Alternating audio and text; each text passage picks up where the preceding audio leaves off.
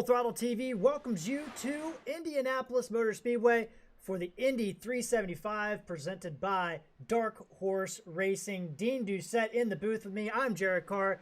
Biggest race, longest race, most exciting race of the season, Dean. We have 38 drivers here today. Packed house here at the Yard of Bricks. Yeah, man, we got the Indianapolis race here, biggest event of the year. Like you said, a packed house. Going to be super exciting to see 38 cars out here battling to win this prestigious event here at Elite Sim Racing League. And Dean, this is a unique event. You know, we have our IndyCar regulars, and then just like the real life Indy 500, we have a lot of guys that are coming in here as potential one-off guys. We got guys like Casey Duncan. We have guys like David Evans that are sitting on the top of the board. Eric McCarthy. These guys, first time we've seen them out on the track, they're going to mix and mingle with these ESRA stars. Yeah, they are, and you wonder about their level of expertise around Indy here. You got to think it's pretty high. At the top of the board is Casey Duncan. You got Tom Miles up there. So yeah, we're going to see a lot of that, and we're going to see how quickly some of these guys like Chris Wilhite, our points leader, can adjust. And we know they're going to guys like Wilhite and Coates are going to be right in this thing regardless of who's on the track. But it's going to be highly entertaining to see. Yeah, you're exactly right, Dean. And that's the thing is, we have about 20 ESRA drivers, and the rest of the field of the 36 drivers here tonight, today. But we're not used to doing afternoon races here, but it is a large field indeed. Let's take a look at that race info here for the Indy 375. We're going to be doing 375 miles, 150 laps, track temp 84 degrees, air temp 73. Beautiful conditions in Indiana, and I can tell you, it is not that nice in real life there, but in the sim, it's looking good. 0% humidity, unbelievable, and then partly cloudy, 2 miles an hour wind, so perfect conditions for racing today, Dean. Yeah, it really is. I mean, it's just a great day out here. Sun is shining, and I'm really interested, Jared, to see how this race plays out. I haven't been around Indy in a while, but I can remember before you used to do like a 2-car tandem where you're switching draft points and stuff. Really interested to see if these guys use that technique or try and do a solo, or is a pack going to be better? All these things still to play out.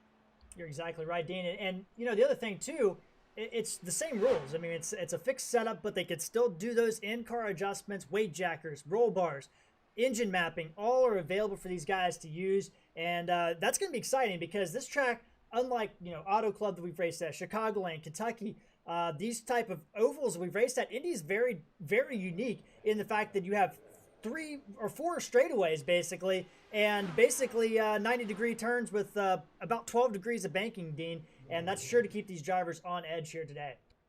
Yeah, it's really unique. There's some other uniqueness here, like fuel mileage comes into play a lot, where you talked about that, the fuel that you use, you get those settings that you can reduce the fuel load or how much is used per lap on it. So we'll see if those guys use it. The other interesting point is you definitely can pit and stay on the lead lap. I'm pretty sure we're using lucky dog scenario here still, so that could come into play here. Lots of things at Indy that are pretty unique to this track.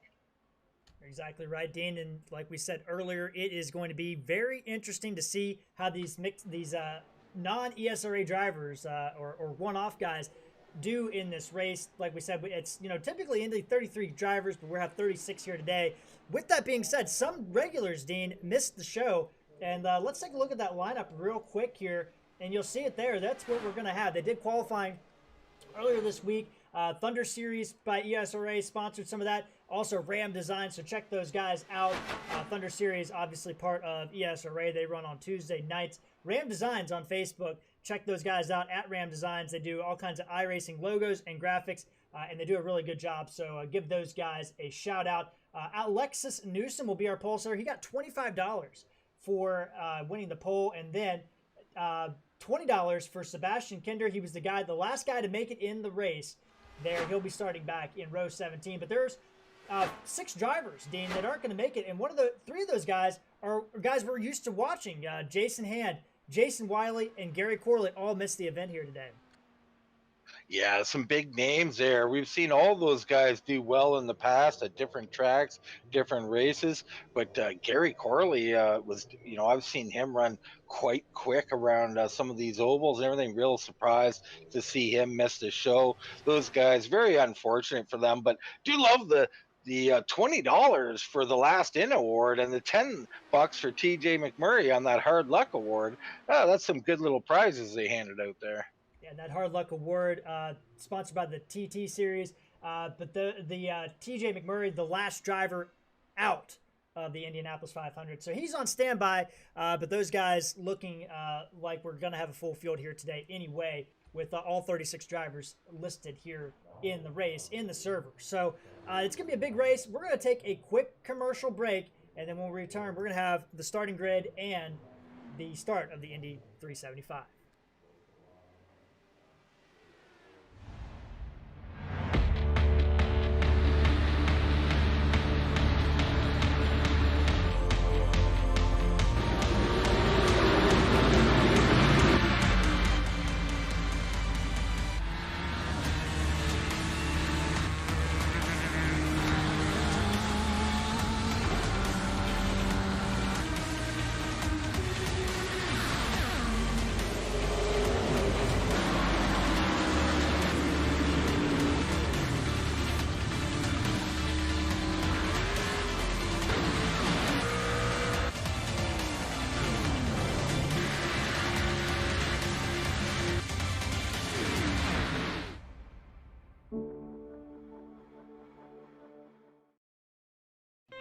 The field is rolling on the back straightaway. Get ready. This is going to be tight.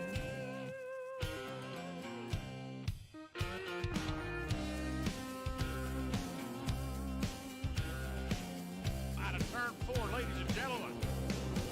The All-American 400 is underway. Got to be careful. The bumps here can get you every time. Entering the corner, exiting the corner.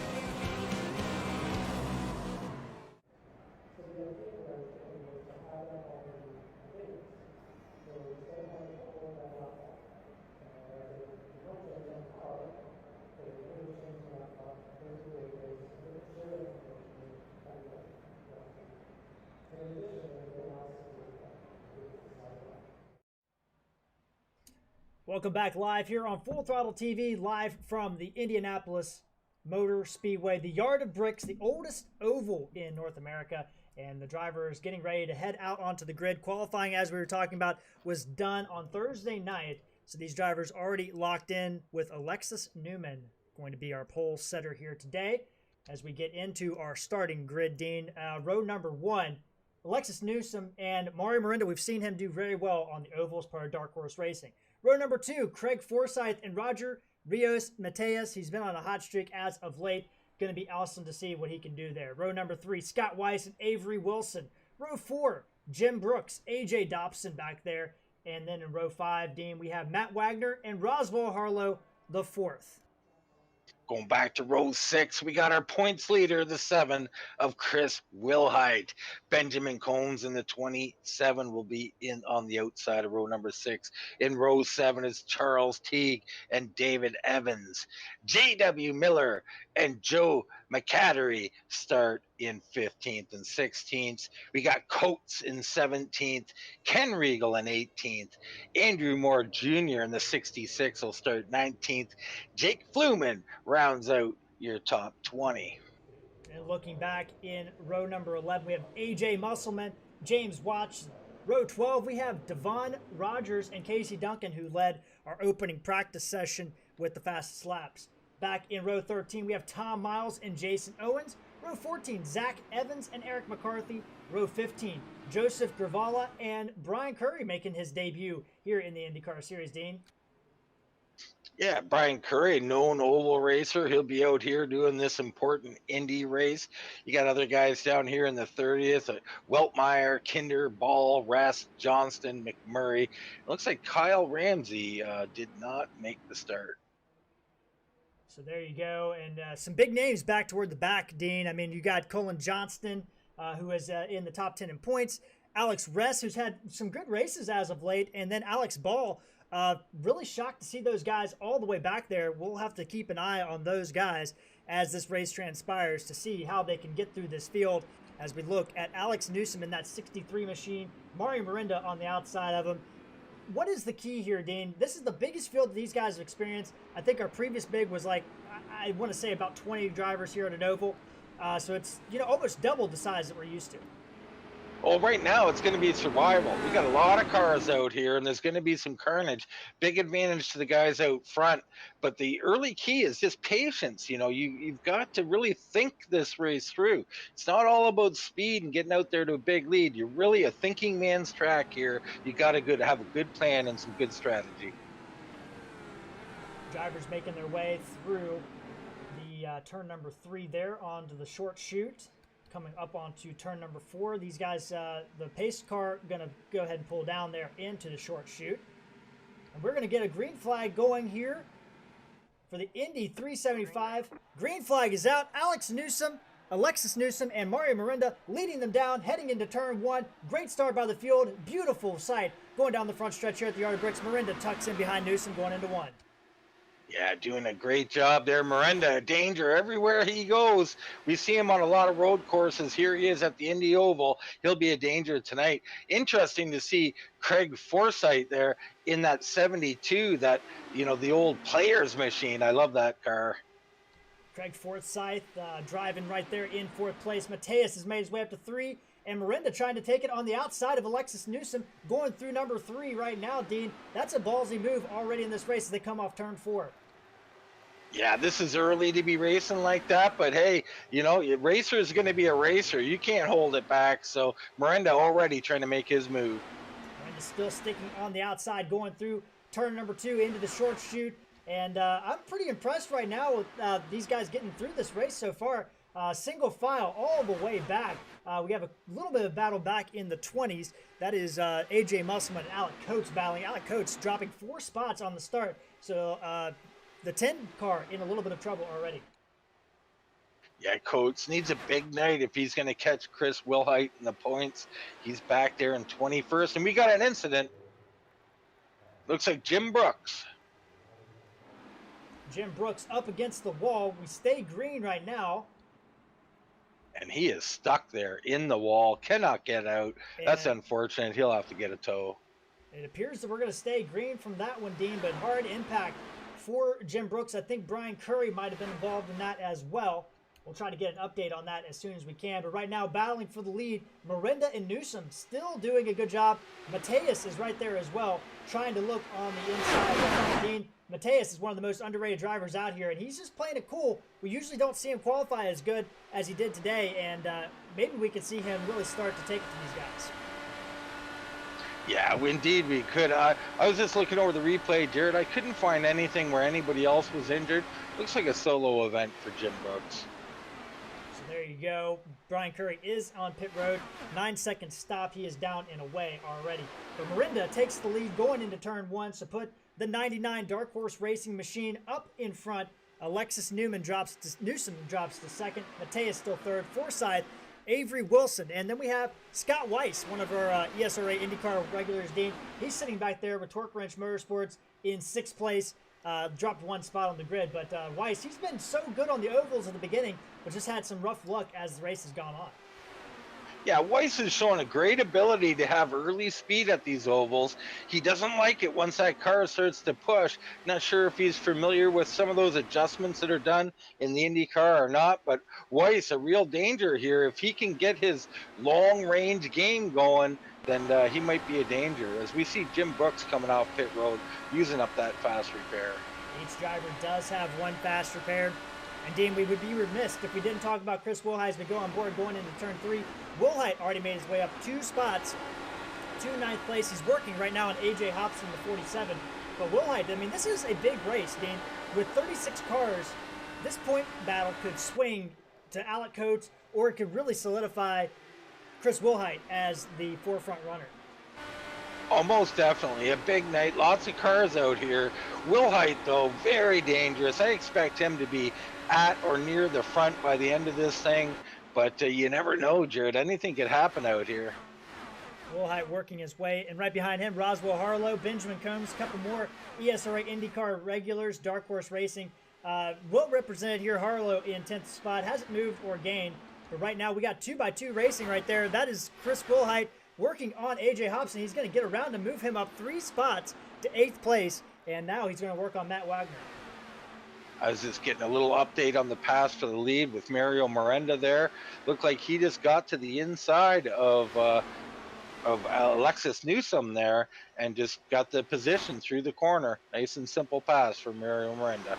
Dean, as you were talking about that, Mateus has pushed his way past Miranda and Newsom. So from 3rd place to 1st place, Mateus to the lead. He led that last time by as they go down the back straightaway. Man, Mateus has been so good as of late, and him and Miranda have a history. We've seen them do battle at that road track, Jared, and it was an intense one at that. Yeah, Circuit of the Americas, extremely awesome race. I mean, Miranda, just some bad luck there at the end, spinning, but Mateus ended up walking away with that race. But these guys battling super hard, and Mateus is not out of this point championship. He missed a race, but he's been on such a roll with 3 straight wins, or 2 of the last 3 wins. And Dean, you were talking about it last week. He might be the most underrated driver in this ESRA IndyCar series. Well, no doubt. Underrated, maybe under-talked about. I don't know how underrated he is, but he needs to get his due. He's been doing great across all tracks, all series.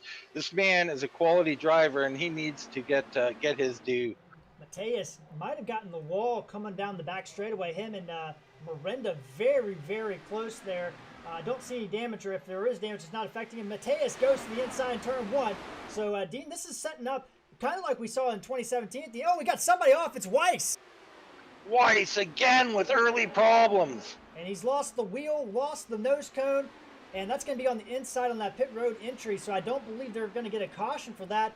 But Weiss is in significant trouble here on lap number 9. Yeah, I'm going to get a look in on that. And it looks like he was just on the inside, just a little bit of bite there, and he just broke loose and came to the inside wall, Jared. Yeah, we've unfortunately seen that from Weiss before. Is Miranda, another draft move going underneath Matthias there. These guys are going to swap the lead. This is already our 7th lead change in 10 laps. Well, this is common here at Indy. This is kind of what we've seen. I talked about the tandem driving. What we used to do was every straightaway. So that's twice a lap. You get 2 guys, you swap twice a lap, at least once a lap for certain, and that's how you run faster laps. Going to our gyro cam here, and Dean, you look at these guys. They are battling, but we already kind of have a gap going on here. Looks like the first 9 drivers have kind of pulled themselves out. But then some of these other guys have started to pull themselves back in here. We look back through the pack here. Jake Fluman up to 14th spot. He is our quick mover of the race. Up 6 spots. Jake Owens now takes over that spot. He is now in 19th, up 7 spots. So the 87 moving forward. And 7 spots in 9 laps is not an easy feat. No, it's not an easy feat at all, but it can be done. But these guys are already in trouble here. A couple of seconds off the pack as they try to stay in touch. There's a lot of things at play, Dean. We kind of briefly talked about it in our pre-race. There's the anti-roll bars, the weight jackers, but at Indy, fuel mileage is always a crucial thing. You watch any Indy 500 for the last, I don't know how many years, 30 years, and fuel mileage is always something that plays a part. When the cautions break always plays a part. But the big thing is using those engine mappings to your advantage and making sure you're not burning off too much fuel, not using too much fuel. And then also for these guys in the lead pack, Miranda and Matthias, you don't want to be out front the entire race because you're going to burn more fuel that way. you're going to burn more fuel, but there's other considerations as well with this dirty air. When you're riding behind someone, the car really wants to push. You got to make adjustments with your throttle. You're going faster with that big draft down in the entry into the corner, and your car will tend to push as we make a move here. Mateus to the inside.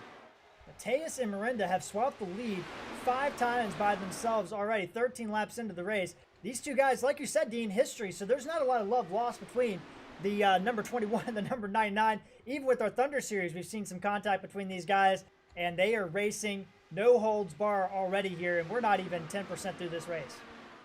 Yeah, they're really going at it. A couple of comments from our racers here. Sim Racing Realtor with a good luck torched wrench, and Rosaria there. Good luck, everyone. So excited to see it. So a couple of people out there watching, and we're happy to put this out for here. We actually got about 24 people here on YouTube right now, and many more on Facebook as well. So good showing from the fans out here. And we are under our first caution, Dean, as that is going on. Looks like Matt Wagner, Joe McAddery, and possibly Roswell Harlow involved in an incident. We're going to get a quick look at see what happened there to those drivers, as several drivers might have been involved. So here we go, coming off the turn here. Roswell Harlow, oh, he got loose off the short chute, and there's some drivers taking evasive action. Massive damage. I cannot tell who that is. It might be Joe McAddery. Let's see if we can get a better look at this. I can tell you behind the main incident, Fluman also involved in a separate incident. On board, Joe McAddery, as this wreck is going to transpire here. So it's going to be up in front of him. You see it happen there, and he just let loose trying to check up, slams into the wall, and then slams into the secondary wreck. And we'll try to get a better look from Roswell Harlow's viewpoint here and see what happened, Dean. But that is a tough break, and Jake Fluman also involved, as you said. Yeah, a few guys there. There's some separate incidents going on here. Hard to see exactly what happened. It looks like Roswell Harlow and Jim Brooks got together there, and that is extremely unfortunate.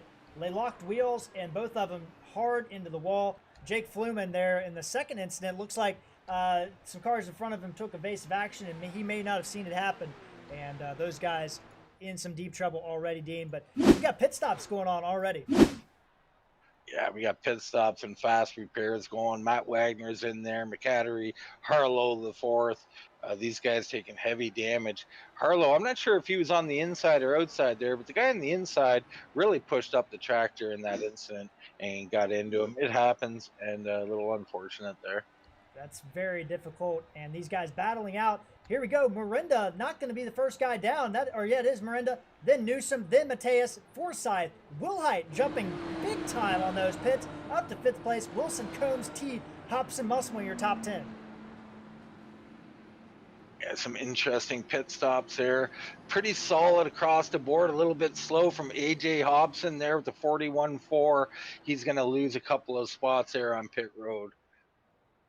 Yeah, and Dean, I mean, the pit lane time, Miranda and Newsom had great pit lane times as we take a look at those, but Chris Wilhite, holy cow, he jumped 4 positions from 9th where he was running up to 5th place. I mean, the guy gets it done on pit road every time.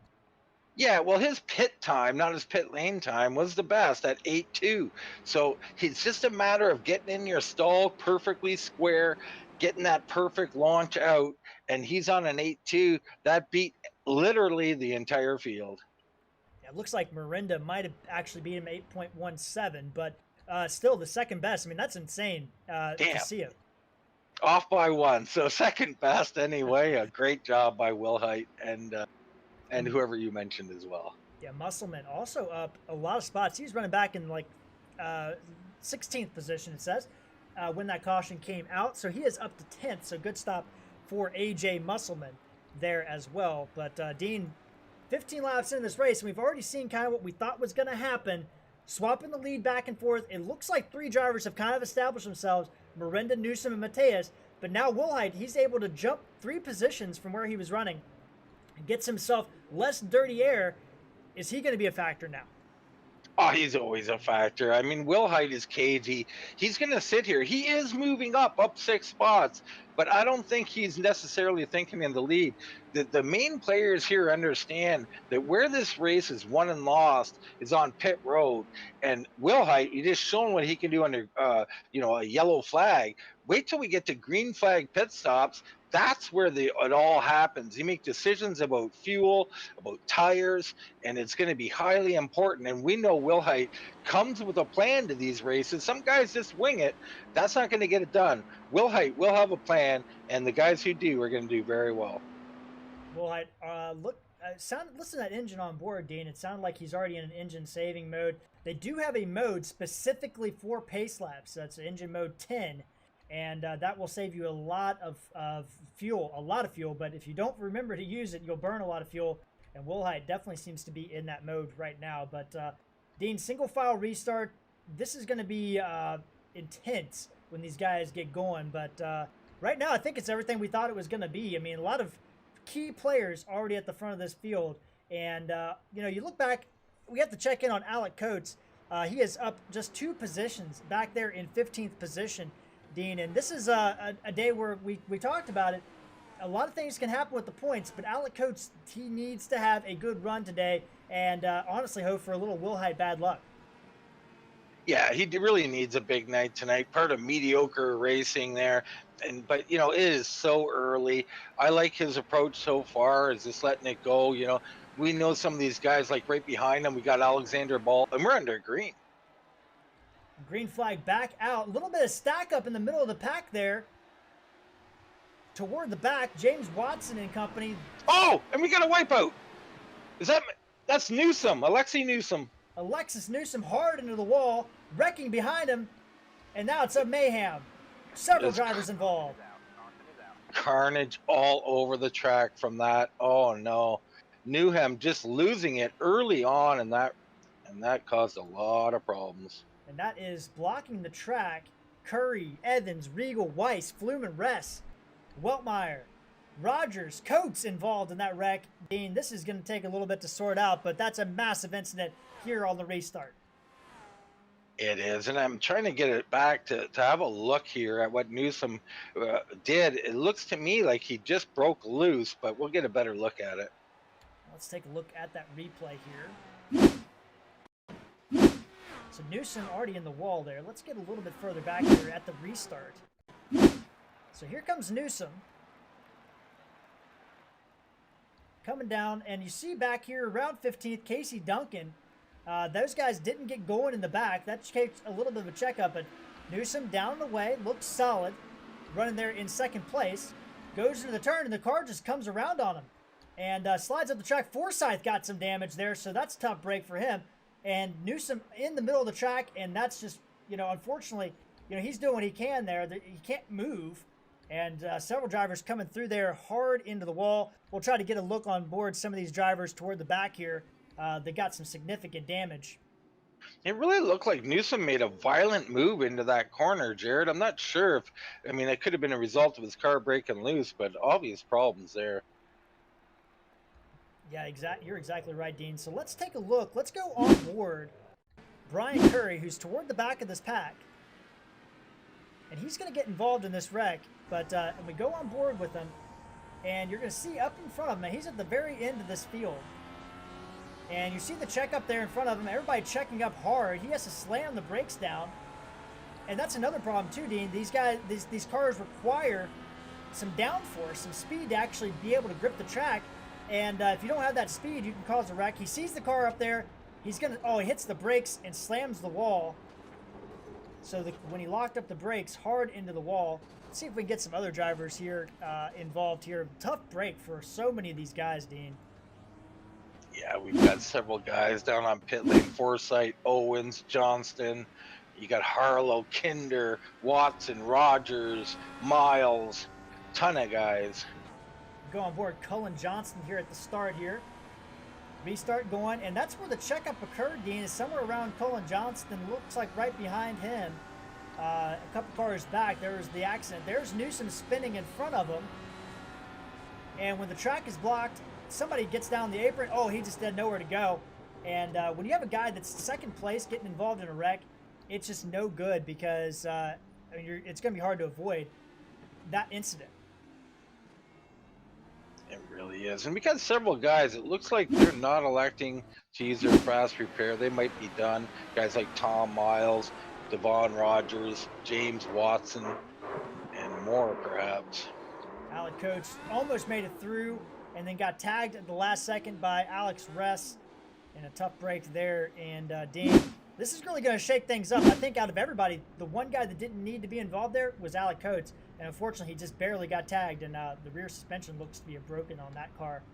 Likely going to have to use a fast repair. Yeah, Coates in some deep trouble here. He will get that repaired. He's alive, but, you know, this is not what he wanted to see early in this race.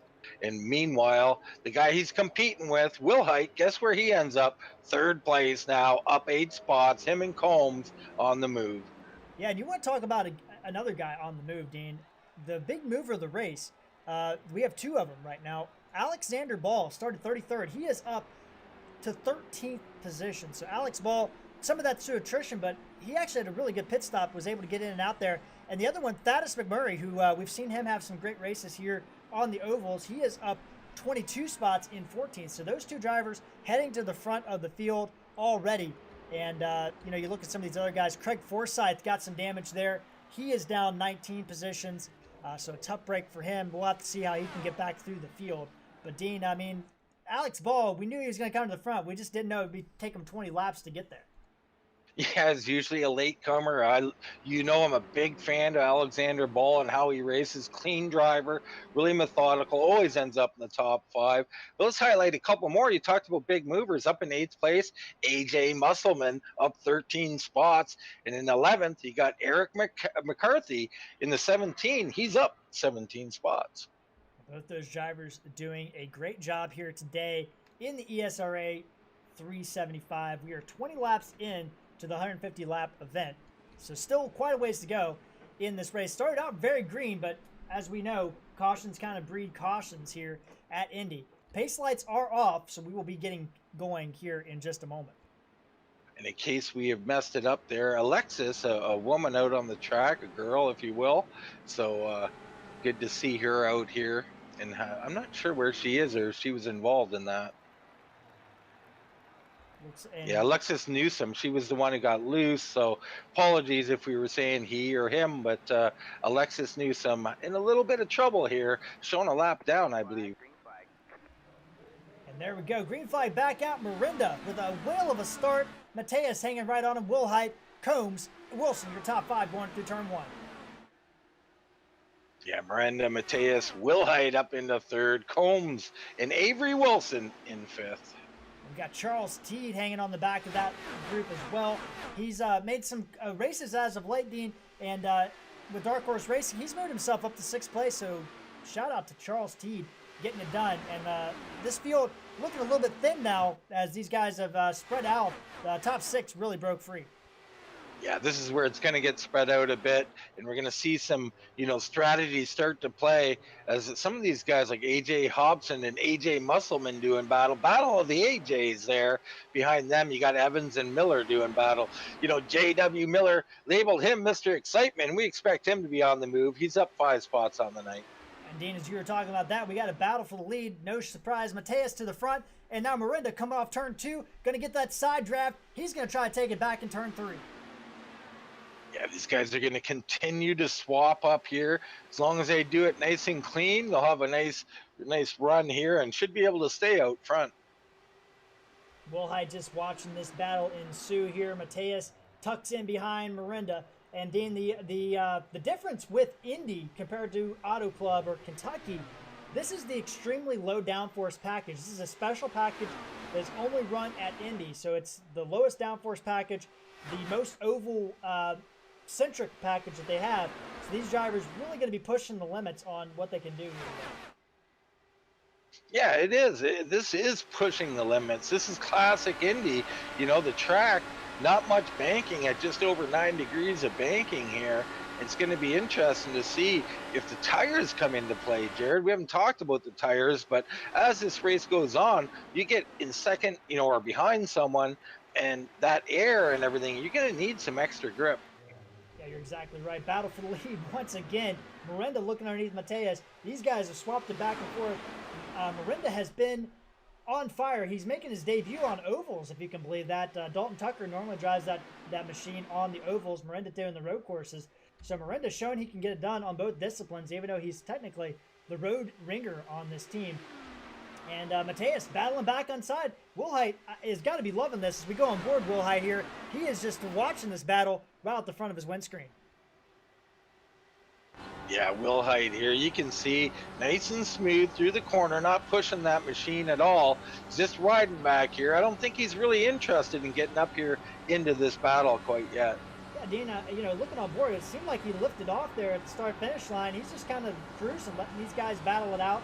And that makes me wonder, we know how Wilhite is. It makes me wonder if tires are a little bit more of a factor in this race.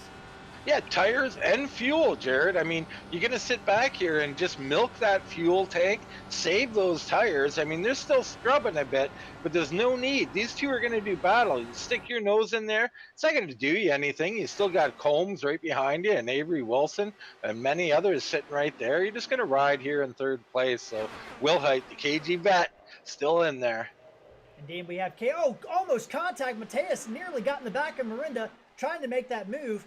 Miranda, slight movement on the line there, and we could have had a big wreck. Yeah, trying to get a look in on what happened to Casey Duncan. Oh, the slow, lazy spin off the corner, down to the inside wall. Hard, heavy damage to Casey Duncan. Casey Duncan, our fastest driver in practice, is going to be in some trouble here as we go on board. Benjamin Combs now, the 27, looking ahead at these top three, doing a great job there. And he's got some pressure. Avery Wilson trying to make a move on him now. Yeah, Avery looking a little racy out here in that one machine. A little bit of blocking going on perhaps here. And Dean, that's kind of the snake we talk about in IndyCar. These guys snake down the straightaways as you see Mateus going back underneath Miranda. And you got to break that draft however you can, but you just want to make sure you make a clean block and without wrecking there. So right now it is kind of what we expected in this race. Back and forth, swapping positions, and these guys continue to do that. And we look further back in this pack. Eric McCarthy, number 17, up 18 spots, battling with Musselman. These guys are on the back end of that lead group. Just got past J.W. Miller, who seems to be taking it a little bit easy, Dean. So the 6 car could be somebody to keep an eye on. Oh, most definitely he is. He's going to be up there battling all night long. You know, J.W., man, I love the way he drives. He'll be in the mix by the end of this. So 13 drivers in this pack, this lead group, Ball and Andrew Moore. We haven't talked a lot about Andrew Moore in the 66. Known for the Thunder Series, also the Clash. He's going to be running the Clash Series, but he is making his, I think, second event here at IndyCar. He made the opening race at Michigan, but Andrew Moore up 6 spots, running 13th, and then right behind him, Joseph Gravala in 14th. That is our lead pack right now. 3 seconds separating the first and the 14th driver. Dropping a little bit further back, Craig Forsyth has made it back through the field. He did get some damage on that wreck, but he has moved himself up to 15th spot. Yeah, he's doing a nice job here recovering. He's a little anxious here probably to get moving towards the front, but he's got to really take care of that vehicle. We're only on lap 29, a 150 here in the Ram Designs 375, Jared. Yeah, Indy 375 presented by Ram Designs. Check Ram Designs out on Facebook. They do all kinds of iRacing logos, custom graphics, paint jobs, you name it. They do a really good job. So check them guys out on Facebook at Ram Designs. We've got another pass for lead. Mateus to the lead. Miranda second. Wilhite still hanging in third. Just being that cagey vet, letting these youngsters fight it out. Yeah, I think he's loving this, actually. I don't think this could be a better spot for Wilhite than sitting here in third comfortably, just getting the draft, saving the tires, saving the fuel. Looks like Combs content to do exactly the same. Same with, I don't know, Avery Wilson looking a little more racy than the other two. He might be wanting to get up there. I don't know. 20% of this race is complete now as they go across the line. And really, these top 14 drivers, this is the pack. But Forsyth is actually starting to make some gains here, and he's bringing about 5 cars along with him. Some of those guys a lap down, but it includes Alec Coates in that group. So we'll see if these guys, this smaller pack, can catch the lead group of drivers. But right now it's single file throughout the field as these guys starting to settle into a rhythm, Dean. Yeah, definitely getting into a rhythm now. You know, these guys pitted on lap 14, the majority of them, others on 17 and 18. So it's split about in half. Guys down in, around 17th, 18th have that later pit stop. So that's going to benefit the guys like Owens, Wagner, Coates, McMurray, Ress, and Johnston, who are all on the lead lap, got more fuel than the others. Working lap 32 of 150 here. A little bit loose right behind there. That was Avery Wilson. Nearly lost it coming off turn 2, but did a good job holding on to that machine. Right behind him, Charles Teed. AJ Hobson has moved himself into 7th spot. We got a little battle here. Avery Wilson going to look underneath. Benjamin Combs going into 3. Yeah, Avery looking really racy out here. Really wants to go towards the front. But I'm looking back at Forsyth now. He's made it to the front of that second group, Jared. They're about almost 3 seconds behind, though. He's got work to do to catch the main pack here. Yeah, that's Forsyth, Evans, Owens, Wagner, and Coates in this group. Or sorry, Coates is not in that group. Wagner is the last driver in that group. So 4 drivers, 1 driver a lap, or a couple drivers in there a lap down in that group as well. So it is going to be hard for them to catch up, but I think they can get it done. Owens in that group, he's a teammate to Craig Forsyth, it appears. They both run the players' machines here today. Yeah, you can see that they're making some progress here. So as long as they can stay smooth and stay correct here, they should suck back up here. But it's never easy here at Indy. And Dean, talking about, aerodynamics and making and the difficulty of Indy, Avery Wilson, we saw him try to make a move on Benjamin Coates, couldn't get it done. That car got tight, and now all of a sudden we have a separation between 4th and 5th. So that move actually cost that whole group to kind of split up there, Dean. And you could kind of talk a little bit about that bubble we talk about in every oval race we go to. It's prevalent here at Indy. It's really prevalent here at Indy. There's a little debate, about how big that bubble is. Usually about 1.1 seconds. Could be a 0.7 seconds, as little as that much as well. But that's basically where you catch the draft at, but is at 1.1. But that bubble around 0.7 seconds, very hard to break. So once, a guy like Avery, who's managed to do it here, he's back up on the group. But as this run goes along and those tires wear out, it becomes even harder to do this. You're going to see more and more separation as this run goes on. And you kind of saw that string out. It's kind of like an accordion, Dean. These guys, Avery Wilson had dropped back off 4th place, and it caused everybody behind him to spread out. Then Wilson caught up to Benjamin Combs, and they've all kind of come back together, and that's the kind of racing you'll see at Indy all day long right now, and you're really seeing it come to the forefront here as we approach lap 35. Mateus and Mirinda have swapped the lead almost every lap. We've had a lead change every lap since the caution has come back, or the last caution ended. So these two guys, 2 big rivals battling it out here for the Indy 375. Yeah, these guys doing a masterful job. They're doing true Indy racing here. This is purposeful swapping. Nobody's blocking. Nobody's fighting. This is to try to maximize the draft effect and get the fastest laps you can and hold off that 3rd place competitor. They're doing a great job. As the race goes on, Jared, I keep watching, and it seems like they're really starting to master it. That guy in 2nd starting to realize just how much he has to let off as he comes in behind the guy because of the aero push and everything. They've got it down. They're nailed it down. They're doing it every straightaway now. Yeah, you're exactly right, Dean. We check in on the weather. Approaching. Oh, we got somebody off. It's Avery Wilson.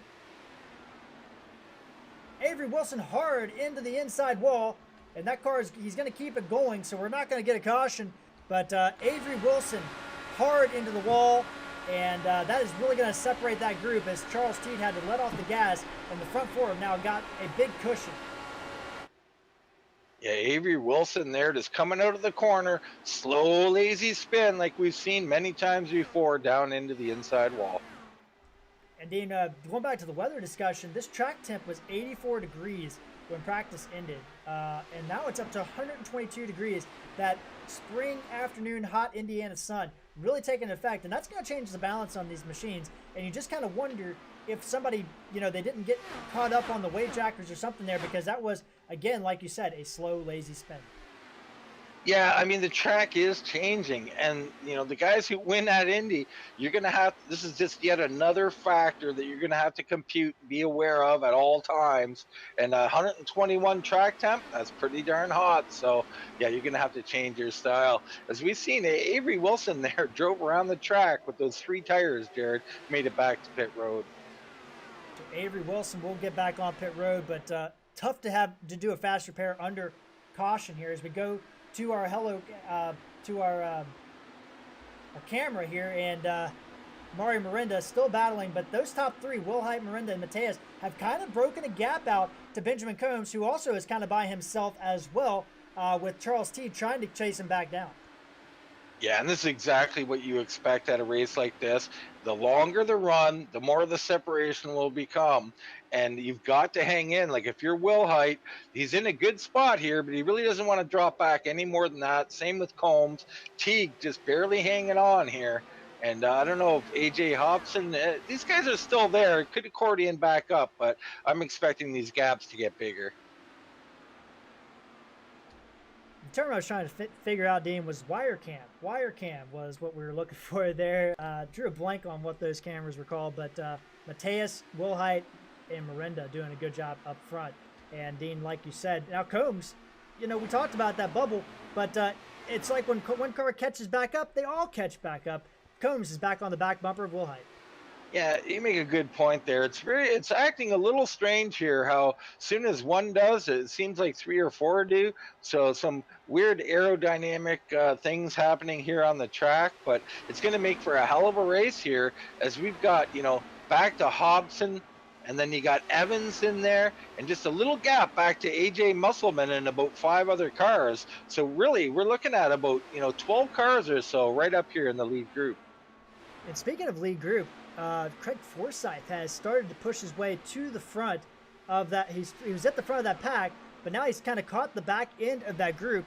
Joseph Gravala is only about a second and a half ahead of, or 2.5 seconds ahead of him. So Forsyth making some quick moves, trying to get back to the front of this field. Yeah, and Miranda and Mateus are in. And pit stops already here. Miranda, Mateus in, and it looks like also Roswell Harlow IV in as well. So those 3 drivers scheduled pit stops here on lap 42. Wilhite inherits the lead. Coates, McMurray, Harlow in as well. You'll see those pit stop times at the bottom. The first number is the pit lane times from the time they enter pit lane to the time they complete the next lap. The time in the brackets is their actual pit stop time. So those guys, keep an eye on those down there at the bottom, because it is going to be interesting to see how they can get on and off pit road here. Yeah, most definitely. It is very interesting. Wilhite inheriting the lead of this race right now. Wilhite, Combs, Teed, Hobson, Musselman, your top 5 as the first round of pit stops starting, Dean. We're looking at about a 30-lap run-ish on fuel, so that is going to be something to keep an eye on here in this race. We're definitely heading toward a fuel mileage strategy here in this event, like we expected. Yeah, and that's going to be big. I mean, we're on lap 43 of 150. Guys pitted on, say, lap 14, so we're looking at, 28 laps. It's going to make for some interesting math and decisions if this thing was to go green. More cars in, more Forsyth, Evans, all coming down pit road, several more. This is a big pit stop down here. Charles Teed in as well. Benjamin Combs is in. Musselman, Hobson, McCarthy, Ball, all in pit road, Dean. Musselman hitting the cone on the way in. Not sure if that's a penalty. I don't think it will be, but it could be. Dean, I've gotten word Miranda has maybe made an accident. He has. He spun it coming off the pits. Mario Miranda. He's trying to get it going. And Miranda finally gets it going, but that is a tough break. He's already a lap down, and the 99 machine just looped it coming off pit road. Wilhite heading into pit road as we speak. Yeah, Miranda actually on the track at full speed coming out of the corner, Carr bobbles on him, does a little wiggle and an overcorrection, and then loops it and spins it on the track. So that was interesting for Miranda. So thanks for the clarification there, Dean. But that is a huge, huge development in this race. Andrew Moore Jr. off track as well. He's hit the wall hard. Jumps the pits, so we're not going to have a caution for that one either. But we'll try to get an update on what happened to Andrew Moore Jr. there. Andrew Moore Jr. ran up on the outside tire of a guy in front of him, caused his car to get out of control hard into the inside wall or into a wall. His tire is severe damage to that vehicle. He's going to need a tow. And this race has just flipped up on its head. Right now, coming off pit road is Wilhite. There goes Mateus on the outside, along with David Evans. We haven't talked about him all day, but he has moved himself up to second place here in this race. David Evans, where did he come from? Yeah, David Evans pitting on lap 42, looking good. Not sure how he managed to do it, but he's done a great job sitting up 12 spots into second place. Him and Combs, Musselman on the move, 17 up. Teague in fifth.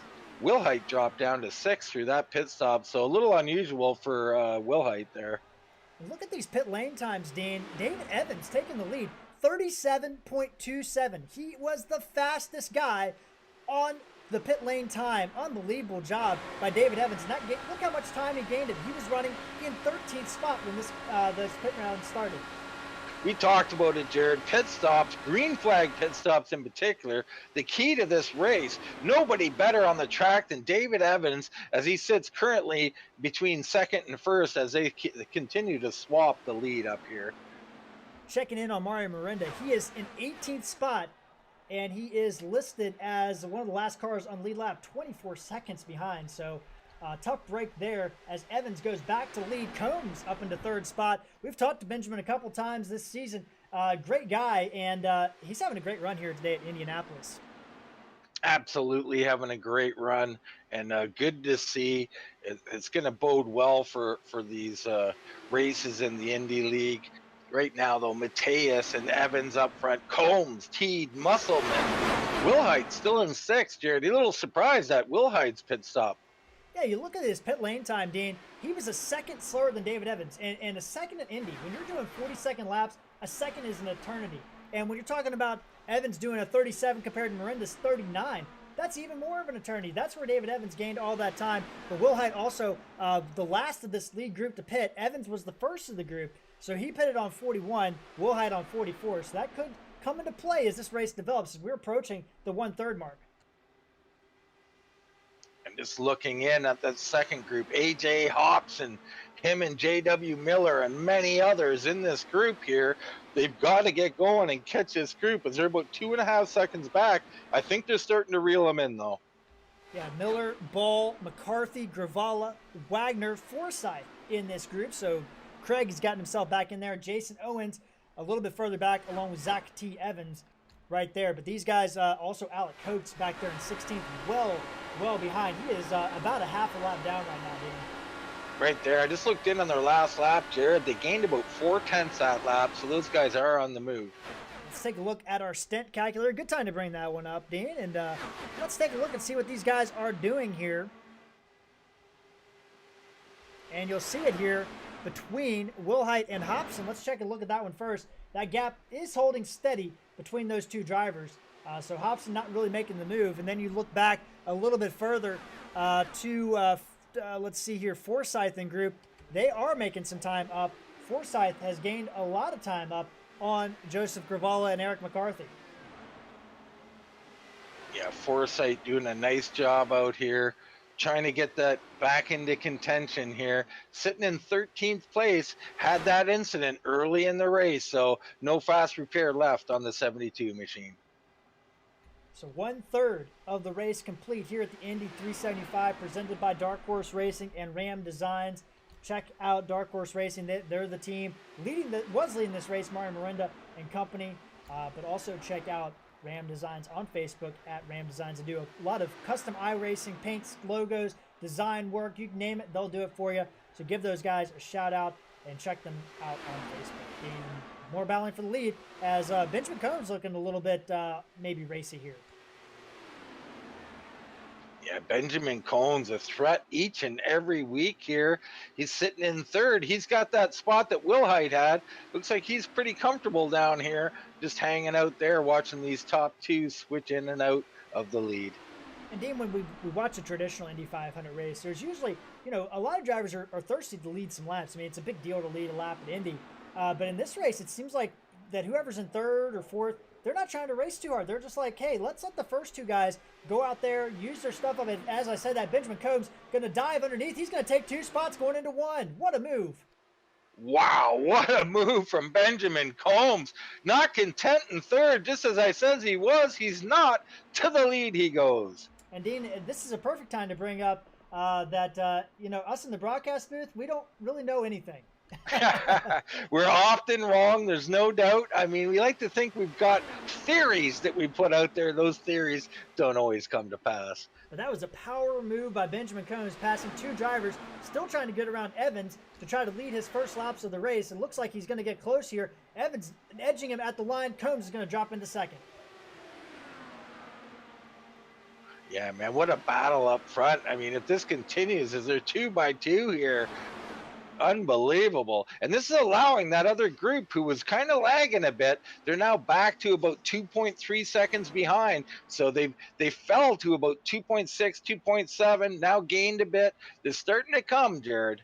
Yeah, you look at him on that camera shot there, you can see AJ Hobson, Alex Ball, McCarthy. Those guys are gaining. They're, like you said, Dean, 2.2 seconds behind Wilhite. And as these guys up front continue to battle like this and not have the synchronized swapping, if you will, that second group's going to catch them eventually. And you can really see on the front stretch looking down there. Yeah, they've got it down now. I mean, it's starting to climb back up. It's ebbing and flowing. They can't quite break through that barrier as they're getting it down to almost 2 seconds right at this point. Yeah, it's difficult because there's also 2 contentions, right, Dean? I mean, you want to catch this group, but you also don't want to burn your fuel. You have a fuel number you got to hit because it can mess your entire strategy up and cause a bigger problem if you don't. So I think that there's probably a little bit of that going on as well as Benjamin Combs takes the lead going into turn 3. Yeah, Benjamin Combs doing a great job. Him and David Evans really impressed here. We haven't seen David Evans before. He's doing a great job here as he looks for the lead one more time. David Evans, debut race here at the ESRA IndyCar Series out of Carolina, and doing a great job here today, taking the lead and putting himself up in the first place, showing what he's got on the IndyCars in that 0-5. And again, Dean, these top 6 really just kind of hanging out, but it's AJ and Ball, these guys, there's a lot of different things at play. We talk about, we got somebody out, it's Mateus, it's Roger Rios. Hard on the inside wall. I think he might have missed it, but he clipped it with his front wing. Yeah, he's injured, limping down the pit entry here. Wow, that is huge. Mateus with some heavy damage. Dean, this race has been flipped upside down massively. We saw Mirinda. The first part of this race was Mirinda and Mateus throw in Newsom as well. Then we have Newsom wreck on the next green flag restart, and then green flag pit stops, Mirinda spins out, and now Mateus is spun out. We have a whole new collective up front. We really do.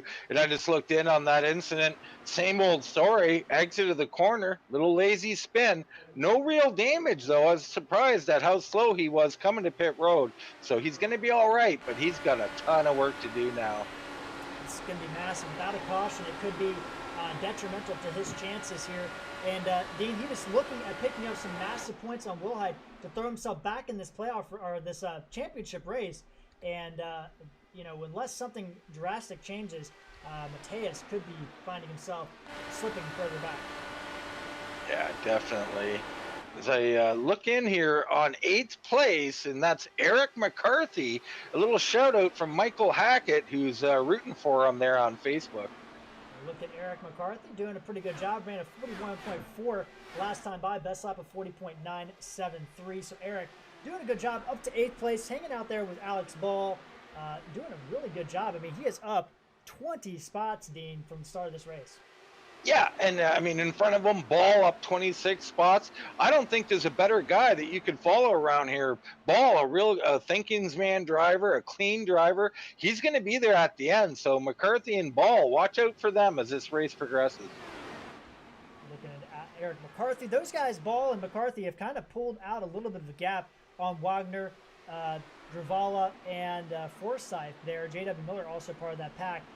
And they're actually starting to make a little bit of a headway trying to catch Chris Wilhite. And now it looks like Hobson actually does have that little bit of a draft pack there.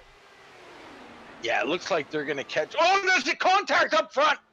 Evans That's in the Evan. wall. David Evans hard in the wall. And will that bring out our caution? Mateus has crashed again. Going to go look in there. There was contact between Evans, and I'm not sure who that was on the inside of him. And we'll have to take a look. Caution is officially out, but David Evans hard in the fence. Let's see if we can take a look and see what happens. I think that was Charles Teague that got together with him there for second and third. So here we go. Teed. Oh, and that's just looks like Teed came up. Evans came down, and they came together. Teed survives. Evans does not. Hard impact for Evans. Wow, that was something else. These guys running up there. No need for that contact there. Just a mistake from one of those guys. We look at Mateus, Dean, and something strange happened to Roger Rios Mateus. It was on the straightaway. I don't know what happened there. That is very weird. We see him coming down the front straightaway, weaving back and forth. He's on at the entrance, and the cart, oh, he just hits the wall. He just hits the wall by himself, and the right front broken on that machine, and Roger Rios Mateus' day went from bad to worse on that lap as well. Yeah, you got to think that's something at the home or a total lack of concentration. Matias heavily frustrated, just self-wrecking there, an unforced error, and really not indicative of his racing at all. So we are 60 laps into the 150 lap event. Dean, almost halfway, 15 laps shy of halfway. So we're clicking through these laps pretty good. But we're going to have pit stops here and everybody coming down pit road. This is an opportunity. We'll see if anybody can make something happen here and gain some spot. Yeah, definitely opportunity here, and a benefit to the 99 of Mario Miranda as we got guys rooting for him as well. He was, not around that lead draft or anything. He's going to make up all that time. Watch out for Miranda. You're exactly right, Dean. And this is crunch time. This is about halfway point of the race. Big moves can happen here, and you see the pit lane times heading up on your screen and your pit times on the left there. And Combs down the way. And he is going to lead the race off. Teed looks like he's going to jump to second place. We have somebody that stayed out. It looks like Owens may have stayed out on the track. Jason Owens in the 87 out here leading the lap. Not sure if, I think he'd come in and top off, but he pitted on lap 44, so who knows? And Dean, that kind of could go back to that. We obviously don't know 100%, but it could go back to that fuel number that we were talking about. These guys have a specific fuel number, and if it's not their fuel number, why pit? I guess is kind of what they're thinking here. So could something potentially be working in the gears there for Jason Owens? He is going to move himself from 15th to first thanks to that caution. Two drivers in front of him. Dean, you said it. Mario Miranda, or sorry, not Mario Miranda. That is his teammate there. I can't tell who that is. I apologize. You got to think that that's probably Thaddeus McMurray, Alex Ress, somewhere in there. Maybe just behind them. Kinder? Looks like maybe Kinder is out here. So Kinder is out there as well. These guys... and Scott Weiss is up there. Yeah, Scott Weiss. So they're trying to get some laps back. They'll take that wave around to get themselves back on the lead lap here.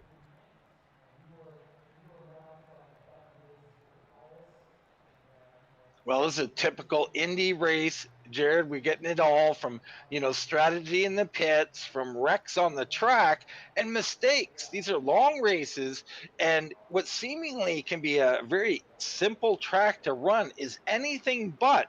You lose focus for a heartbeat, and you're in a world of hurt. Yeah, you're exactly right, Dean. I think that has been proven today. It's this track will bite you. I mean, it's even though it's a full throttle type track, when those tires start to wear, it obviously you have to lift a little bit. You have to adjust on those weight trackers, and then we see these guys getting some problems. And not to mention, it's a long race. A lot of attrition and concentration required in this race, and we've seen some issues with both of those here today. But Combs taking over the lead, Dean, and this is our kind of, again, like we said, we've really cycled through these top guys, but one constant has been Chris Wilhite the entire time. Well, Wilhite's been up around there anywhere from 7th to 3rd, and he's doing a great job. But a big shout out to Benjamin Combs in the 27. Man, he's been good as of late, and I thought he could have got a win here earlier on. Another shout out, Jason Owens in the 87 did make his pit stop now, so he led a lap, I believe. He'll grab that point and come in. Also topping up Mario Miranda, so a little strategy there, a little top up. Yeah, I kind of like that, Dean. I mean, he's 19th. He's going to line up at the end of the pack anyway. Why not just go in, top up that fuel? That could stretch you an extra couple laps, and that you never know how that's going to play out as we are approaching halfway in this race. Still at least 2, maybe 3 stops still remaining in this event. Yeah, and I'm looking in here at Alexander Ball, someone, I'm fond of it. He runs that 29, I like that number too, so he's up to 6. But Eric McCarthy was running right with him there. He's down into 9th, so I don't know if he had a little bit of a pit time issue. It doesn't look like he had too bad a pit. We'll take a look at that here in a second. But green flag back out here at Indy, and Benjamin Combs is going to lead him down. Teed 2nd, Musselman up to 3rd, Hobson and Wilhite your top 5. Yeah, a little report on that. So you had McCarthy with a 8.7 pit stop, but the pit lane time of 41.6, about one of the slowest in the field. So interesting there, under caution to be that slow. Yeah, I think those guys were a little bit gapped back there, and that could have played a part there. But the top 3, great restart, and they pulled a gap already. 3 wide into turn 3. Musselman thinks better of it. Wow, are they racing, Jared? Teague to the lead. Combs shuffled back to at least 2nd here. These guys are battling hard up here. Charles Teed put him at the point for the first time today, and he is going to lead. And Charles Teed in that number 50 machine taking over. Combs 2nd, Musselman 3rd, Hobson 4th, Wilhite in 5th. Yeah, Teague just involved in that wreck with Mateus, so no damage there for him, and he continues on in a great spot. Combs and Musselman doing a great job as well. And we look at Evans, who was just involved in that wreck, in 27th spot. So tough break from David Evans, who looked like he might be kind of a dark horse to get up there in this race, but he is sitting 2 laps back there as you see Combs back to the lead. And Musselman sticking his nose up in the front for the first time today, along with Hobson. These 2 guys have been running in the back half of the top 10, but now they are in the top 5. Yeah, they're there, and Wilhite right there with them. Wilhite, I think, will be laying back here as they're almost 3 wide for the lead up here. Man, are these guys racing hard. We're only on lap 65 of 150 here. 10 laps from halfway, and these guys racing like there's 10 laps to go in the event. Teed, Musselman, Combs, all battling pretty hard. Oh, blocking! Holy cow! Musselman and Combs nearly came together. I love how realistic this looks here on the sim racing. You see those cars darting in and out of line. What a job they're doing. On board Charles Teed as he sees Combs start to increase that gap. 2 wide behind him, Musselman and Hobson trying to get involved in this battle as well. And Dean, this is we got some exciting stuff going on. It's unbelievable racing. I credit these guys. They're doing a great job, man, really pushing these machines to their limit. Another guy to highlight here, the number 2, Matt Wagner, up into 7th spot. He's had an uneventful night as far as we know, Jared. Haven't called on him much, but sitting in 7th, having a nice run. Matt Wagner there right ahead of Mr. Craig Forsyth, who is involved in the first wreck of the day. And he has made himself back up to the front as we look from the stands here and going down the front straightaway. Beautiful racetrack this is, and a packed virtual house here at Indy. But Wagner up into 7th spot. He started 9th, up 2 spots, was doing a great job hanging inside the top 10. Yeah, doing an excellent job right there. Behind them, you got Eric McCarthy, J.W. Miller right there. And old Joseph G, as I like to call him, in the 77 machine, he's up 18 spots on the night. Joey G, Joseph Gravala up 18 spots in 11th. They're in that number 77 machine. And right behind him, Zach T. Evans and Alec Coates on the back end of this group. And Alex hanging around right now, Dean, in this group. But his main championship competitor, Will Height, is 8 positions ahead of him. Yeah, unfortunately, we say that a lot this year. Coates doing a nice job. Now, he already used a fast repair, so he's really got to be careful out here. He can't be involved in anything else. When you see a car that makes you nervous is you have a car on the inside that is losing some internet connection there, and it kind of stacks up this group. He's trying to get out of the way, but that also makes you very, very nervous, especially when you don't have any fast repairs remaining. Yeah, it's difficult out there running around these guys blinking in and out. But these guys doing a great job. Back up front, Jared, we got ourselves looks like at least a 10-car pack now. Yeah, that pack jumps all the way back from Combs all the way to J.W. Miller and company there. As they actually Eric McCarthy and J.W. Miller off the back of it. So 8 cars in the main group, 2 cars chasing for a total of 10. And then we have a 3-car pack behind there, and that's Evans, Gravala, and Avery Wilson in that group. And don't look now, Dean. Mario Miranda, who started tail end on this field, is up to 14th. Yeah, Miranda, man, you got to watch out for him. He's hung around. He got that break. Someone mentioned it there on Facebook. That pit stop was exactly what he needed. He's looking good now. You know, he's right here in contention. He's not too far back. These guys still in touch with the pack. He's battling with him. He's following Wilson. Thought about following Wilson down in there. He is going to follow Wilson down in there. Ooh, washes up a little bit on Coates, but no contact there. He's going to get around Alec Coates to put Miranda into 13th spot. And then behind him, Colin Johnston making some moves forward as well. Yeah, so you just get a look in on Devon Rogers there. Little self-spin, very hard contact to the outside wall. He is going to be done, or unless he has a fast repair. Top break for Devon Rogers, who's sitting back there in 28th position on pit road right now. Scott Weiss also on pit road as we speak as well.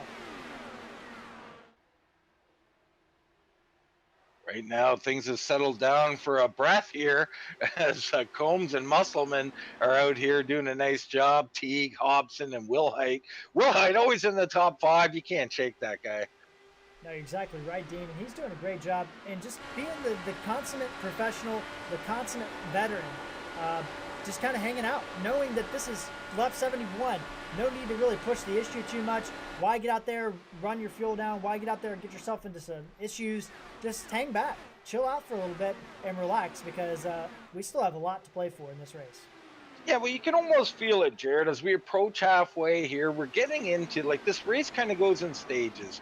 We're getting in that lull stage where guys are kind of, you know, getting a little tired of the aggressive riding, and it starts to be, you start to lay back a bit and just relax and take, you know, some nice laps and everything. But what it does is it brings your concentration and your focus down a notch. So then all of a sudden, when something does happen, you're going to see someone make a mistake, and it's going to be very costly. But right now we're in that stage where you're just logging laps here, and that's what you got to do at a race like this Indy, a long race at 375 miles. Exactly right. Alexis Newsom has gone into the pits, so some more issues there for that machine. And back up front, these guys, like you said, Dean, kind of just getting into that lull stage where it's like, okay, we've kind of, you know, I always allude to these races as a boxing match. You know, couple jabs at the beginning, get some hits in on your opponent, but then when the 5th, 6th, 7th round comes around, we got a yellow flag out, actually, Dean. That looks like a competition yellow, if I'm not mistaken, because I don't see any incidents on the track. So perhaps just a little break here at the halfway marker. Avery Wilson, Dean, I'm showing might have had some issues here. Get a look in on Avery Wilson and see, and definitely some issues there, as I see 3 tires on that car. Wow. So. And that's what happened, Dean. He spun. It got It's a contact. She, sorry. Avery Wilson, apologies. So she got... Or my bad, Avery. I'm sorry, I'm getting it mixed up. Continue, please, Jared. We'll get it right, and we apologize if we got it backwards. Dean, I thought there was some contact, but it looks like that machine just broke loose behind Alec Coates there and hard into the wall and tried to get off the track, but it's going to bring out the yellow here right at halfway. Actually, it looks like there might have been some contact there. I'm not sure who was inside of that car. Let's see if we can get a better look, Dean. Maybe the chase cam could show it. Oh, it is. Yes, definitely some contact there. Definitely some contact. That appears to be... Still can't tell who that was, Dean, but maybe Roswell Harlow. Yeah, I don't have that information currently. Apologize to our viewers for that. Right now, though, to pit or not to pit. Guys pitted on lap 60. Pit stop's imminent. I'm sure most are coming in, Jared. But do we have a tire set limit? Dean, I'm not showing that there was any tire set limits here for this event, so these guys can pit as much as they want. But just to give our viewers an update, that was Roswell Harlow making a little contact with Avery Wilson there as everybody coming down pit road now. Yeah, it looks like all the leaders coming in here. This is a big stop here halfway through the event, so 50% of the way done, Dean. And so we got about a half an hour to 45 minutes left in this event, so it's going to be a lot to play for still here tonight or today. And we see these guys coming down pit road. Combs with a great stop. He must have just gotten fuel only, Dean. Could be a big good decision here. I think Combs was right up near the front anyway, but great job by him. Teague out second, Hobson third. Wilhite looks like he's coming out fourth, and put Alexander Ball into the top 5. Yeah, and you look back, Dean, you look at these pit times. Looks like Musselman, the first driver to elect to take tires. Everybody else, fuel only. Joseph Gravala took tires, but Dean, it looks like mostly kind of a fuel only kind of situation here. Yeah, very interesting here. We'll see how it plays out for the number 54 of AJ Musselman with those 4 tires, see if there's any advantage at all there. I doubt that there really will be with the heavy draft that's out here, but you never know. Could play big for him. We'll see how this race goes, but this Indy 375, biggest event for ESRA this season, presented to you by Ram Designs. Check those guys out on Facebook at Ram Designs. They do all kinds of custom logo work, paints, everything, you name it. Ram Designs can take care of it. So shout out to those guys sponsoring today's event. And like I said, it has been a heck of an event so far, Dean. 50% of the way through this 150-lap race. And Combs is kind of become the setter here. But if you look at the front of this field, that is Roger Rios Mateus. He's going to elect to take a wave around and get that one of his 2 laps back here, Dean, and that could be crucial as this race continues. Oh yeah, definitely could be big. Mateus shown 2 laps down, yeah, so he'll pick up one of those. Another guy to talk about though is at 99, Mario Miranda. Only 14 laps on that run. He picked up about 8 or 9 spots. He's currently shown in 10th place. Yeah, and you're exactly right, Dean. Mario Miranda.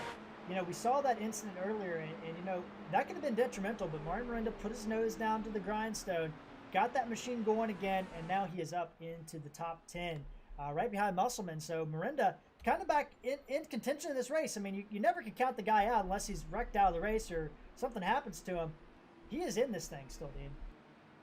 Definitely in it. Looking in on our YouTube viewers here, we got Jim Dalton from Team Mediocre, wishing the teammates good luck. You got Kimberly Ball shouting out to Alexander Ball from Virginia, cheering for Sebastian Kinder from France. So there you go, Alexander K. Go Sebastian, we're with you. So lots of good shout outs and lots of viewers from all over the world today. Yeah, big event here for Elite Sim Racing Association and us here at Full Throttle TV. Privileged to be part of the event. Pace lights are off on the pace car here. Benjamin Cones will lead him down. Charles Teed second. Hobson, Wilhite, and Ball. So the team Ball drivers are now 4th and 5th. Be interested to see if they can link up and get going. We have Wagner, Forsyth, J.W. Miller, Musselman, and Miranda, your top 10, Dean. Yeah, lots of great drivers. Should be some heavy action coming up as we're past halfway now and things are about to start heating up.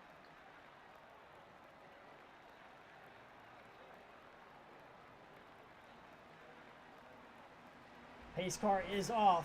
Combs will lead him down. Green flag is out here at the Indy 375, restarting here on lap 77.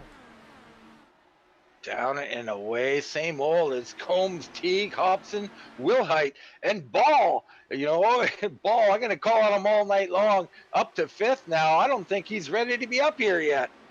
Alex Ball halfway through the event, and now he is in the top 5. Started back in 33rd position, Dean, and he is doing a good job. Wagner behind him. Forsyth, who was up in the front earlier, Dean, he has now got himself back into that lead group again. So we see Charles Teed taking over the lead. Yeah, Teed, we haven't talked too much about him. The 50 car, really looking good tonight. He's been up here several times now as Combs looking to the inside. Comes back to the lead. Teed sitting there second. And A.J. Hobson getting in the mix now, Dean. He has been, like we said, been in the top 10 all day long. And now he's up in the top 3 on that podium. And looking maybe to try to take this lead and get that number 47 up front. Yeah, Hobson, one of these guys we're not too familiar with. Same with Teed. These guys doing just a great job here, and they got tough competitors behind them. That Wilhite sitting in 4th. I'm wondering, it's great to be a cagey vet and all that and hang around in here, but when is he going to make a move, Jared? It's got to be, it's still quite early, but at some point, he's got to make some kind of move towards the lead here. Yeah, Dean, and I think that, like we were talking, I think we have at least one more stop. These guys come on 74. We're anticipating around 30 laps. So we still could have 2 pit stops left in this race. And maybe some fuel-saving strategy could come on here and make it a one-stopper. But I think we have to get through at least the next round of pit stops before moves can start being made. And you see Hobson moving into 2nd spot. Yeah, I think at this point you're not looking at fuel saving, but fuel consumption and fuel tank limits, how much you fill up and everything, could get a little extra speed if you take a little bit out of the tank. Always decisions to be made. And as that has been done, Hobson moves to the lead. So put A.J. Hobson, the 47, to the front for the first time today. I actually love that paint scheme. I know it's basic, but just a bright red machine. I really like it. And shout out to A.J. Hobson doing a good job. Combs looking back on the inside, not one to relinquish this lead already. Those bright cars there, they always stand out. Almost like, wasn't it the old Target machines that had kind of a bright red machine? Yeah, with the yellow stripes on the side. Yeah, I remember those. The old Chip Ganassi, Montoya, Zanardi cars from back in the 90s. Hobson's going to lead that lap, though, in that bright red machine. Yeah, as they start this trading of the lead, which is very common here, as that big draft down the straightaways, he swapped the lead, lap in, lap out. But I want to look in on the 54, Jared, of A.J. Musselman. He's got those fresh tires. I'm not sure it's really doing anything at this point, and you wouldn't think it would, but as this run goes on, it might pay off for him. Yeah, and he's sitting there, and he's dropped 1 spot since the start. Miranda has gotten around him. He's just in front of him there in that 99 machine. So Musselman, he could be just conserving, just thinking like long-term in this race. Maybe can do a quicker pit stop by not taking tires on the next one. So a lot of things to play for, Dean, in this race. And that's why we love these races. A lot of strategy involved here. And you see Miranda moving around J.W. Miller just in front of him. So Miranda up to 8th spot, trying to get himself back to the front. Yeah, working really hard there as he goes up to like 8th place now. And doing a great job. We got lots of guys rooting for him, that's for sure. From Mock Esports, let's go Mario M. And Mediocre Motorsports, giving a big shout out to Coates and Cullen for putting this event on. We'll second that as well. Congrats from the Replacements Racing League. And we look back here at Alec Coates doing a good job. Up to 12th place, his highest running position of the night. Here is up into 12th spot. Look in on Colin Johnston as well. He's back in 17th, and he's up 18 spots. So Colin making his way methodically to the front. And Dean, I hope that Colin doesn't have any bad luck like we've seen. He's just been in the wrong place at the wrong time in a lot of these oval events. He's had great runs going, but sometimes the wreck just happens right in front of him. Yeah, he's, there's always a hard luck story. Cullen seems to be one of those guys so far, but he's persevered here tonight, up 18 spots on the night. Him and right in front of him is Alex Ress, both of them up 18. And behind him, Thaddeus McMurray up 18 as well. So that group of 3 cars doing a nice job so far. And Russ part of that mediocre motorsports group as well. So doing a great job. Roswell Harlow, we haven't talked about him a lot. Part of Dark Horse Racing, Dean, was involved in that very first incident of the night. Had to use a fast repair. Got himself 2 laps down. He's back on the lead lap, and he's made his way to 15th place. Yeah, man, he's really persevered here tonight. And, it's interesting now as we come down to, under 70 laps to go. Can these guys, especially these guys who've been in an incident, can they get out here and be aggressive enough, or do they have to lay off out of fear of any contact? And that's a really good point, Dean. And you see Harlow going by Joseph Gravala, going into turn number 4 to put him back in 214th spot. Back up front, A.J. Hobson holding steady now. And Dean, we've already had 3 or 4 different stages in this race, you could say. The beginning stage, Mateus, Newsom, Miranda, that second stage that saw Wilhite getting involved there, and then Combs, Evans, and now we have Hobson to the front. This race has really seen a lot of different things going on. It's really quite interesting to see all the different strategies and comers and goers in this race. Yeah, most definitely. Right now, though, up front, something interesting. Combs and Hobson doing a really good job of working together here.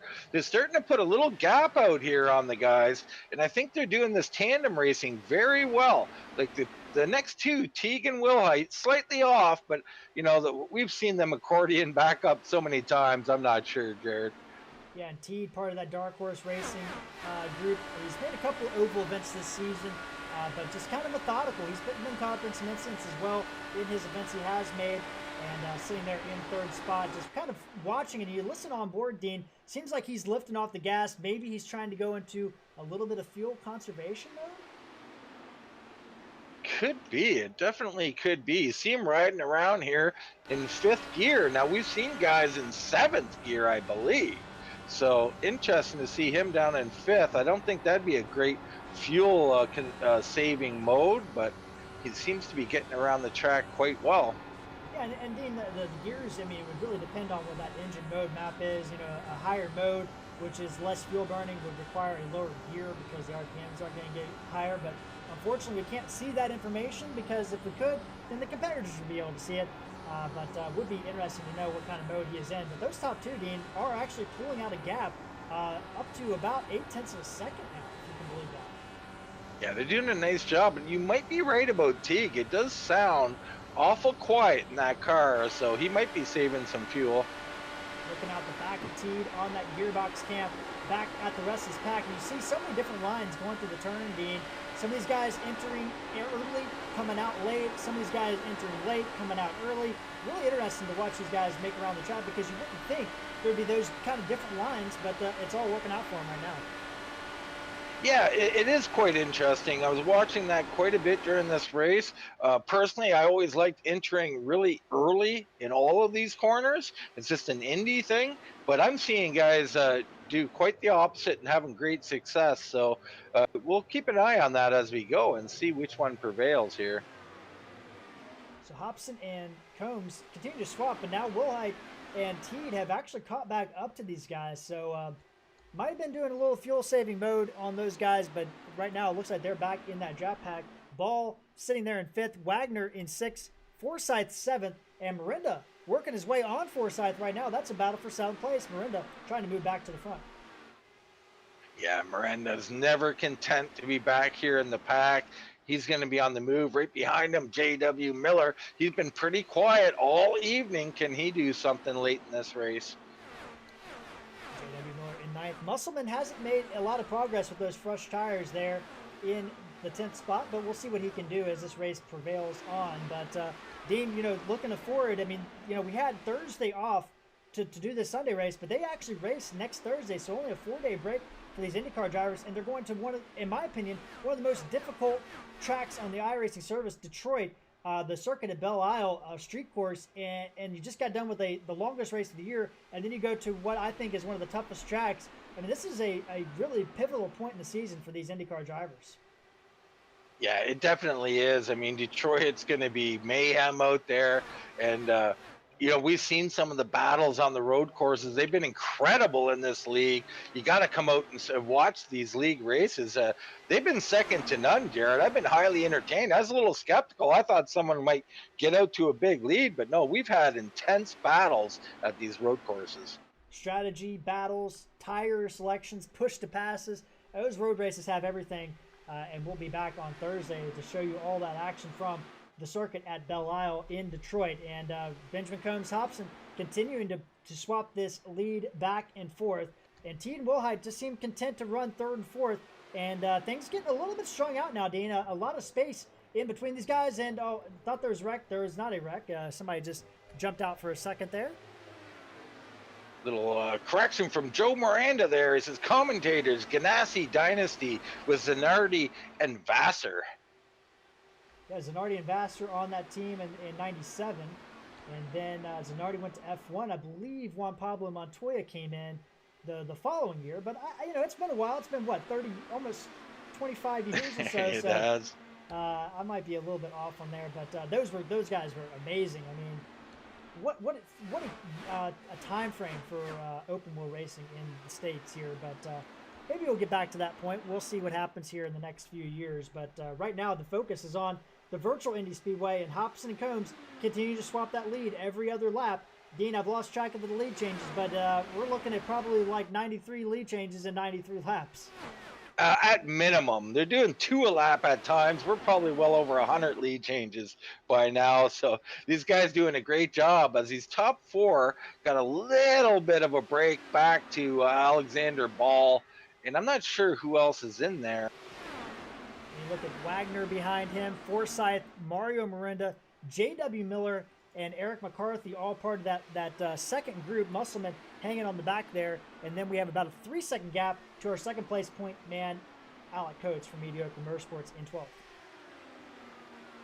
Yeah, Coates doing a nice job hanging around here. That 10 car, desperate for a good points night.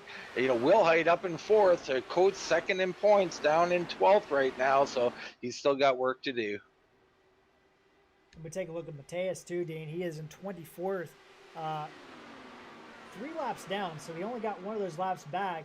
And it's going to be a tough haul because there's 3 drivers in front of him that he has got to compete with, and got 2 laps down on him. So it's going to be tough for Mateus to get back in this event, but he's holding steady and trying to get that machine moving forward. Dean, let's look at some of these other guys we haven't talked about. Zach T. Evans up in 15th spot. Doing a good job. Roswell Harlow right in front of him. And then we have Jason Owens, Thaddeus McMurray, Sebastian Kinder making his first appearance in the top 20, the Frenchman in 19th. Yeah, and he's got that beautiful paint job there, Sebastian Kinder. Little tribute to the French racing there by the looks of it, and just awesome looking machine. He's doing a really nice job out here, up 13 spots on the night. You did skip over one of our regulars, though, the 09 of Alex Ress, putting in a solid night, up 17 spots. We go on board that Mediocre Motorsports machine right now. 17th spot, looking ahead to Jason Owens, and just kind of methodical. Rest, he's had some great races as of late, even on the road courses. I've finished in the podium at the road course and at Kentucky a couple of weeks ago, and having a solid night, up 17 spots in 17th spot. So he is still a long way to go in this race, and I expect him to be contending for a top 10 position here tonight before it's all over. And once again, we get a correction on me this time. There's only 6 gears, I'm told. So apparently when I seen the 7th gear, I was imagining things. My apologies there.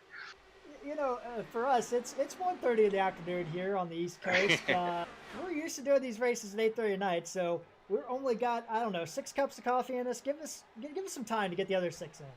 That's it. Right now, Combs and Hobson still at it, Jared. Yeah, you're exactly right. Dean took the words right out of my mouth here. Looking back through this field, we have 20 drivers on the lead lap, Dean, so there's still a lot to play for. Then we have Evans, who is involved in that big wreck. He is 21st, 2 laps down, still trying to persevere, still trying to get this thing going. But right now, 27 drivers on track right now as we look further back. We do have a couple of retirements. Brooks, Flume, and Curry all out of the event right now. Yeah, and you know, we're at that stage now where I believe the pit window is open, Jared. So you got, you know, basically 100 laps left. These cars can do at least 28 laps. We know that. So this window is open. So who in this these guys on the lead lap, top 20, who's going to make that decision and try some strategy here? Right now, they're all riding. I don't think anybody's really thinking outside of the box here, or they might have already came in. And you think about this, Dan, we're thinking somewhere between 28 and 32 laps on fuel. That's going to be dependent on where you're running in the pack. These guys pitted on 74. That was a caution. Didn't go green until 77. So we're looking at probably somewhere in this range that these guys would start to think about making pit stops because, you know, you work backwards, Dean. 28 laps is only going to get you to lap 122. So I think that these guys are definitely looking at that second stop. And I would come in early if I thought that was Joey G's on pit road. And Grvala going to be their first taker, Dean. And like you always say, you like somebody that does something different than the leaders, and he is going to be our taker. Yeah, I do. And I like, you know, people who want to win. Like I look at like a Mario Miranda in the 99. If I'm him, I'm coming in right now. I know it's risky, but he wants to win. He's not content riding in 8th. You got to try something. And I think this might be the time for Mario Miranda to come in. Here comes Combs and Hobson. Somebody spun off the turn there, Dean, and I could not tell who that was. But somebody spun coming off the pits, and that is Roswell Harlow, hard in the inside wall, loses the front nose cone. Trying to get on pit road, so tough break for Roswell Harlow, who's already used his fast repair. But meanwhile, Wilhite is going to take over the lead. Dean, and you called it. You called it on the money, man. These guys starting to make their pit stops. Yeah, they're coming in. The leaders leaving no options for these guys, but they got to have good stops. I'm not seeing any great stops at this point. I don't know. We'll get a look in at these times in a minute here. Right now, looking at some more guys coming in. Miranda is in. J.W. Miller is in. So actually, Combs with an impressive 37.6 on pit lap time. That's going to be a great stop from Combs. You look back here, Combs would be in 15th spot. He's in the blue, so that indicates that he has already made his pit stop and leading that group. So 37.6. Looks like Hobson did the same exact time, Dean, 37.6. McCarthy there with a 39.8, and then Grvala with a 38.9. So now, Jared, these guys all come in. The leaders come in. Now I'm on the opposite. Now I'm saying stay out. If I'm Wilhite, if I'm Teed, I'm going to stay out. I'm going to run. I don't know. I might run the tank dry. Here comes Teed now. And Wilhite remaining out. Wagner's going to move himself up into second spot here. Hey, Dean, you can't change your strategy in the middle of the game. I do on the track all the time. You gotta, you gotta do something different, and someone will, and I'm gonna love whoever does it. Dean's the kind of guy that there's 2 horses in the race. He's gonna bet on both of them to cover his bet. So always winning.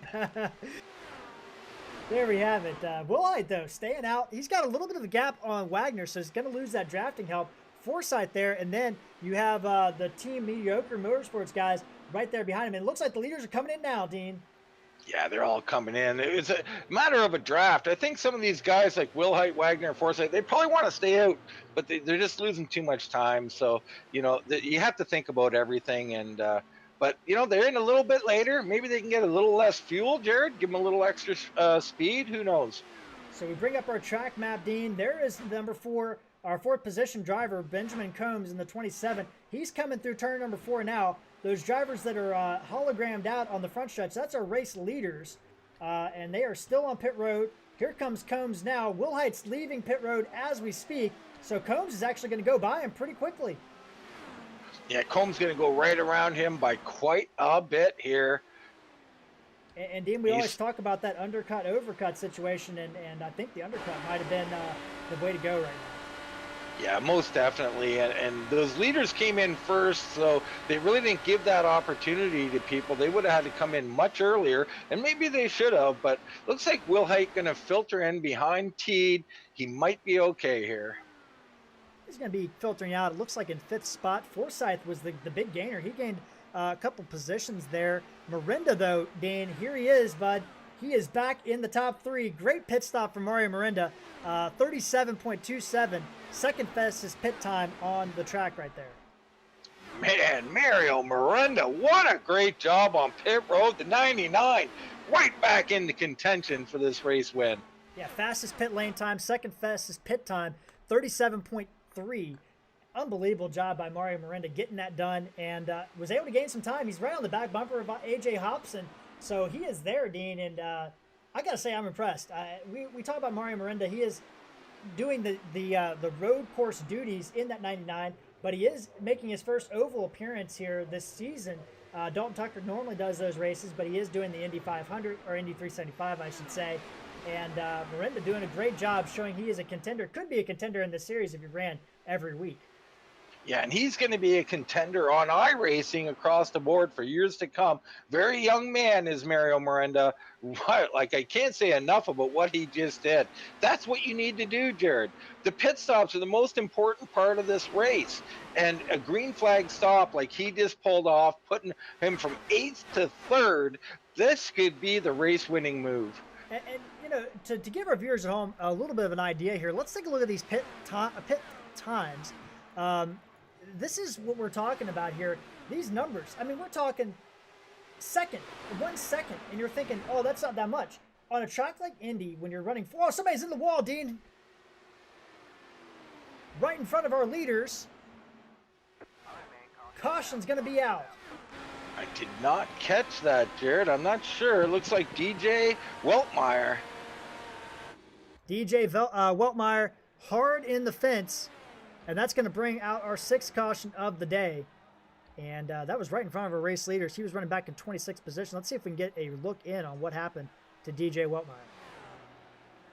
Yeah, it looks like some contact, perhaps. Could not tell what happened on that view. Let's take a a look. little. Go to the chase cam, Jared, and you will see his back tire hits the middle of another car, puts him up to the track, to the wall. Sorry. Let's take another look at this. So there's Weltmeyer. Yeah, there you go, Dean. A little bit of contact. Couldn't tell exactly who that driver was that he got on the back of, but hard impact for a DJ who's had kind of a rough race, and I believe he's already used his fast repair too. So this is really unfortunate for some of our front guys who really had great pit stops and kind of separated themselves, but very fortunate for others who are going to catch up here. You're going to have, over 16, what do we got, about 20 guys on the lead lap, so anybody's game here. And we got, 43 laps left, Jared. Is there a fuel mileage play here? It doesn't particularly look like it. Well, you think about it. I mean, these guys pitted on somewhere between 99 and 102. We have seen that these guys can go about 25 to 30 laps on fuel, or sorry, 25 to 28 laps on fuel. So, I mean, if they pit right now, they're still not going to make it to the end, Dean. But will that allow, if you are Cullen Johnson, or if you're Sebastian Kinder or Thaddeus McMurray at the back of this lead lap group, do you top up so that your last pit stop can be just a splash of gas, get out there quicker? You got to think about these things. Yeah, and that's a really good point, Dean. And the other thing we kind of glanced over is the fact there are engine map modes that allow you to save fuel. And if you top off, and AJ Musselman heading into pits, and so is Mateus. Alec Coates, Zach Evans, James Watson, Andrew Moore, all on pit road. Rest is in. Kinder's in. McMurray and Cullen Johnson, Dean. So you called it. Those guys toward the back going to go ahead and top off. But they might, with some engine mode and maybe some throttle lifting, they might be able to save enough to make it to the end of this race. It's going to be a lot to ask for, but it might be possible. Yeah, and you talk about me playing both sides of the coin or whatever. I'm there again, Jared. I think this is a bad move from Musselman, giving up 7th or 8th place to come in, but a great move by Coates. Other guys towards the very back, like Jason Owens, Cullen Johnston, perhaps they should have gained the track position and stayed out. I don't know, but there's a lot of second guessing you can do here. Yeah, and that's. When you're a strategist, you think about the real life Indy 500, these strategists, you look at them and they're on the box and they're typing on those laptops. This is exactly why, because you got 42 laps to go in this race and you got to make it to the end, but you also don't want to have to take a lot of fuel. You maybe try to stretch it. I mean, there's so many things at play here. And that's what makes it amazing to watch these races as Benjamin Combs dropping to the back. Did he get a penalty, Dean? I'm not sure. Did Combs get a penalty? Oh no, Benjamin Combs, definitely some kind of penalty. He is dropping all the way back, speeding on pit road. Oh my goodness, the 27. Yeah, we're not sure if it. Well, he didn't pit, Dean, so it might have been him and Weltmeyer that got together. We couldn't tell in that view, but maybe he was the instigator, if you will, of that incident. I'm going to go back and have a look and just see if it was. So Dean's going to check on that, but that is a heartbreak for Benjamin Combs, who's been in this. But I'll tell you what, on the flip side, it is a massive gain for Mario Miranda, who's now put himself into second spot, and it looked like maybe his race is over 50 laps to go, but now it is all coming back together for the 99 machine. A great call from you, Jared. In fact, it was Benjamin Combs coming up the track a little bit and getting into him there. So that is an EOL penalty. That is going to almost do Benjamin Combs' chances of winning this race in completely. Very unfortunate for him. That is a difficult penalty for Combs there. And man, oh man, this race has turned upside down once more. 41 laps to go. They'll take the green with 40 to go.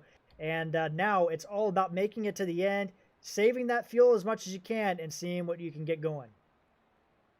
Yeah, they might be able to make it here, Jared. I don't know. 40 laps is a long time, but I really don't know at this point. It's doubtful they can make it, but who knows. But Miranda up here fighting. Wilhite's up here fighting. You got Hobson, Teague, and Forsythe up there. Wagner, Ball, Miller, McCarthy, Joseph G, and Roswell Harlow back in 11th. We've seen him have a few problems tonight. He's still battling, Jared. Yeah, he lost his entire front nose cone and was out of fast repairs, but he was able to get that machine repaired up, at least to get back on the track. Don't know if he's down speed or anything, but Dean, this race is it's been amazing to see what's happened here. We've had a lot of storylines, a lot of different things going on, and seeing Mario Miranda back to second, Roswell Harlow surviving a couple incidents, part of those storylines here today. Pace car going to make the turn off of turn number 4 here. Hobson's going to lead it. Miranda, Teed, Wilhite, and Forsythe, your top 5. Green flag's back out here at the Indy 375, presented by Ram Designs. Great start by Hobson. Going into turn 1, Miranda's on the back wing. Man, Miranda is right there already. He wants this lead. He wants to win this race bad. And Dave, we were talking about all the comers and goers. Craig Forsythe is back in the top 5. He was involved in an early wreck just like Miranda. And those two guys who were part of that first group of drivers up in front, they're up there now. But right now we have a big battle for the lead. Hobson trying to help with Teed on the bottom side, Dean. Incredible racing up here. 6 cars under a blanket here as they fight for the lead. And Dean, if you could take the lead here, I have a quick thing I have to take care of, and I'll be right back. All right, you're dealing with some pipe issues in the house as Miranda to the inside for the lead on AJ Hobson. Mario Miranda back to the point. What an unbelievable drive he's had from back in like about 18th place up here. Now leading this, he's going to be tough to beat. He's not giving up that outside. He's going to give a Hobson the high side here. Here comes Wilhite, our points leader. Finally looking a little bit racy here. Has he been saving something all race long? I think he probably has.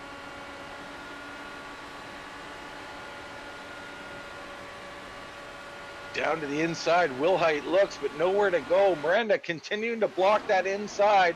What a great job. He's not interested in this swapping lap after lap. He's going to protect that line. He's going to do this for the remainder of the race. Hobson's going to have to find another way around him. Oh, and Hobson gets the inside position this time.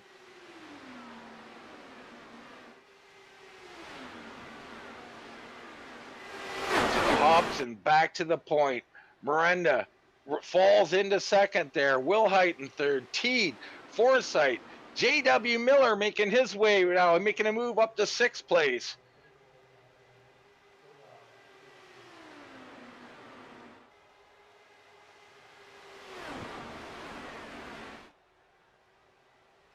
So it's Hobson now protecting the inside, doing exactly what Miranda was doing. Miranda right to the rear of him here, looking for a run, nowhere to go, blocked to the inside.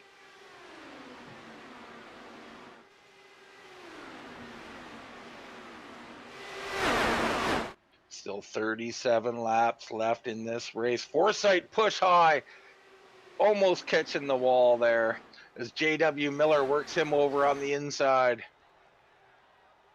And someone, looks like Eric McCarthy, is off the track. It was heavy damage into the inside wall. We're sorry if you're not getting the camera action here, Jared, with a little home issue he has to deal with. But we got other heavy damage there. Looks like Wagner's in the wall. Forsythe's in the wall as well. We got heavy damage out there. Hopefully Jared gets back to see some of this. We're under caution, folks, and I can tell you that there is some severe damage to some of these cars. Super unfortunate. All right, and we are back here, and Dan, Jared, like we got to get some replays here. We had a crash. Matt Wagner, Craig Forsythe, both involved. Some heavy incidents. These guys in some real trouble here. Let's take a look at the replay here. Matt Wagner right behind there. It looks like some contact. J.W. Miller, Forsythe, Wagner nowhere to go. Forsythe, hard damage on that number 74. And both those drivers, Dean, I believe, have used their fast repair up against the wall there. And unbelievable. And if we're looking back at the last incident, which I think involved a lap car, so unfortunate to see Combs get a penalty involving a lap car, but that as the marker, you got to think JW is probably looking at a penalty himself. Yeah, and that would be extremely bad news for JW Miller, who is in 5th place right now, Dean.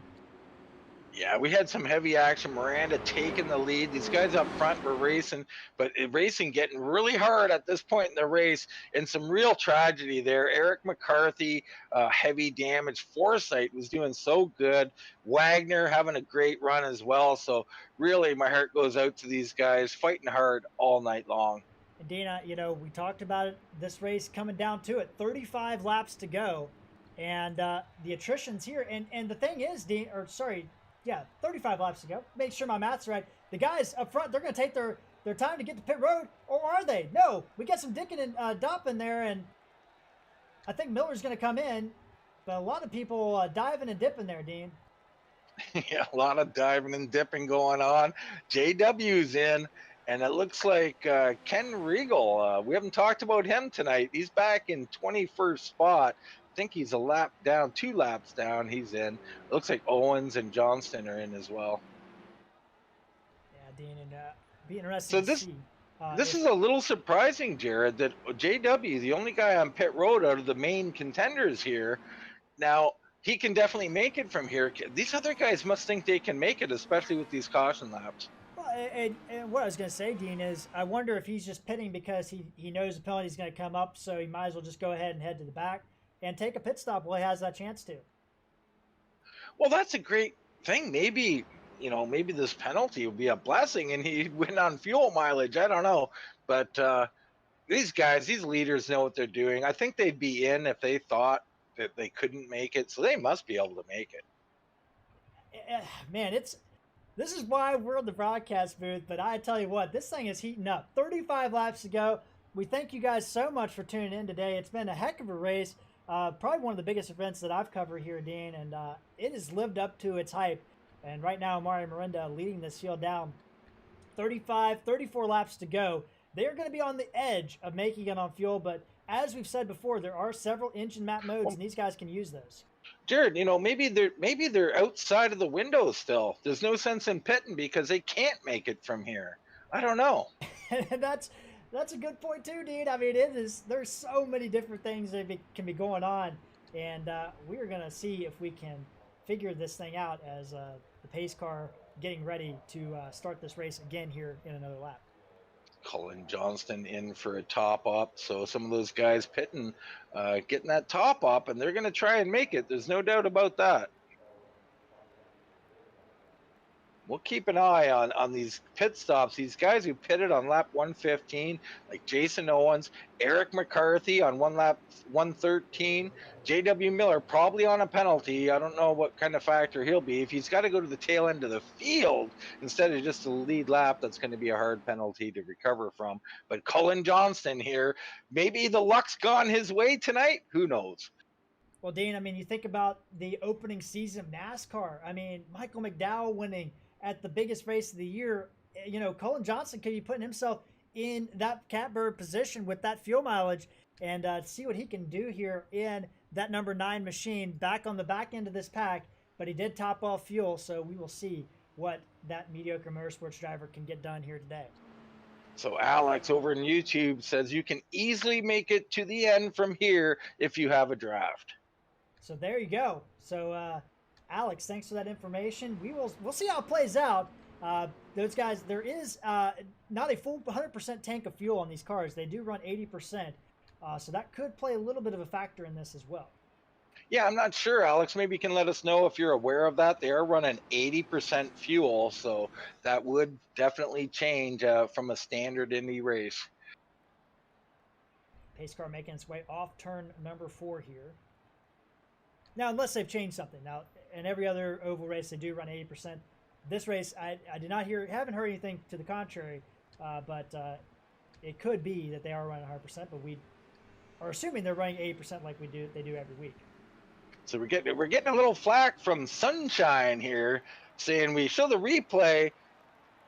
Someone show the replay of what the leader did. It was a lap car, people. He should move out of the way. They show the replays of everything else, but not that. Pretty sure we did, but we're green flag racing. Green flag racing. We got a replay on that, Sunshine, so we apologize, but we'll try to get another look at that as we get an opportunity to and see if we can get a better shot of that. Maybe it was missed a little bit there. And Mario Miranda down and away here, and Hobson right there second. Yeah, Miranda and Hobson, Wilhite in third, Teed and Ball fourth and fifth. Joseph G up here in 6th place now, looking good, up 23 spots on the night. Ball in 5th, Musselman 7th. Those guys all right in this pack here, but Hobson retaking the lead here, Miranda in 2nd.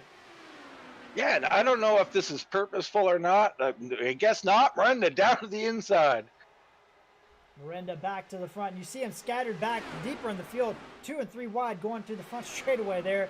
Back deeper in the field, but Miranda taking back over the lead here, coming in turn 3. So Alex says if it's 80%, there's no way. So there you go. Hobson looking back on the inside of Miranda. We'll try to take a look in here. Charles Teed in 4th place. Looking further back, Roswell Harlow up to 8th place. And Benjamin Combs, who got penalized, he is up into 11th spot. So Combs trying to make his way back forward. And Dean, our 2nd place in points man, has made it himself into the top 10 for the first time tonight. Coates hanging around all night. Here he is in the top 10, number 2 in the points. The 10 car, I mean, he's always there. He always hangs around. Jared, somehow, some way, here he is again. Coates up there in 10th. Zach T. Evans, we haven't talked to him at all hardly tonight, and he is up into 9th spot. Good job for Zach running there in the 9th spot in the 89. Quiet night, and sometimes, Dean, those drivers that have quiet days turn into drivers that potentially could win a race. Yeah, definitely. I mean, if you don't hear us talk about you and you end up with the top 10, it's probably because you had one of the most solid nights, clean, smooth, great race. So big shout out to the 89, Zach T. Evans. Back up front, Hobson, Miranda. Wilhite's kind of looking a little bit more racy, Dean, and that is going to always open the eyes for these drivers as they see Wilhite in that 7, who has been so dominant on the ovals. Only one race he did not win on the ovals. That was back in Chicagoland when a bounty was placed out on him. Ironically enough, he's won the other 4 ovals. Yeah, he is really good on these ovals, and he's been hanging around from 3rd to 7th to 2nd to 5th. I mean, Wilhite's been there all night. Here he goes to the inside of Miranda. Hobson's going to check down, get a little draft, and Wilhite's going to pull ahead of Miranda. That's honestly, Dean, I think that's, Miranda's fighting back on the outside. Yeah, he had to check up a bit there for our leader, AJ Hobson, and just didn't quite complete that pass. He's going to put himself in a little bit of peril from Charles Teed now.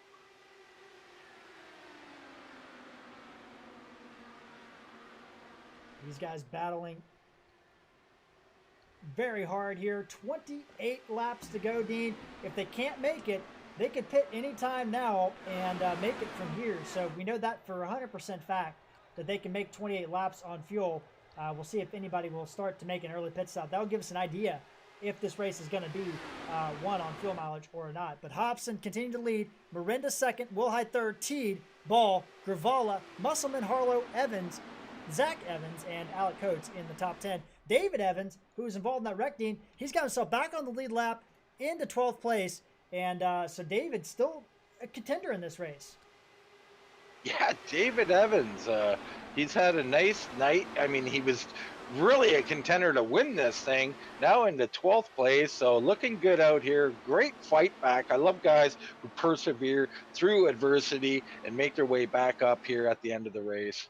Behind him, Alex Rest, Kinder, Thaddeus McMurray, Jason Owens, J.W. Miller, who hasn't been able to make a lot of progress in 17th, McCarthy and Colin Johnston. Those guys are the last drivers on the lead lap, with Matthias, the first driver, one lap down. You got to think like Miller, McCarthy, and Johnston. This is a fuel mileage race for them. So they got their engine mapping. They may be letting off. They're trying to do something with fuel mileage. I'm not sure it'll pay off or not. But right now, up front, Hobson is getting hounded by Wilhite, who's got around Miranda. Miranda drops to third. Wilhite, Hobson driving all the way. We got the snake going. Wilhite ducks back outside. He's going to look on the outside going down the front straightaway. He's got a big run, but that outside is so tough to deal with. He's going to try and get it done. I doubt he'll be able to.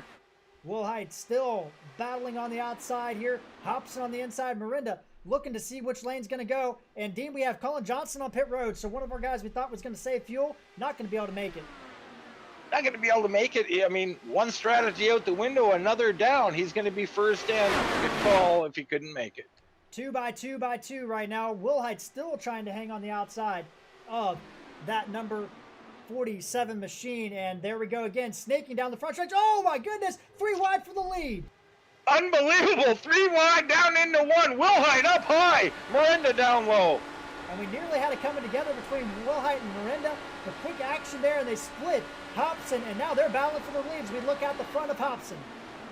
Incredible action from our leaders. Unbelievable. Miranda back to the point here. Wilhite trying on the high side.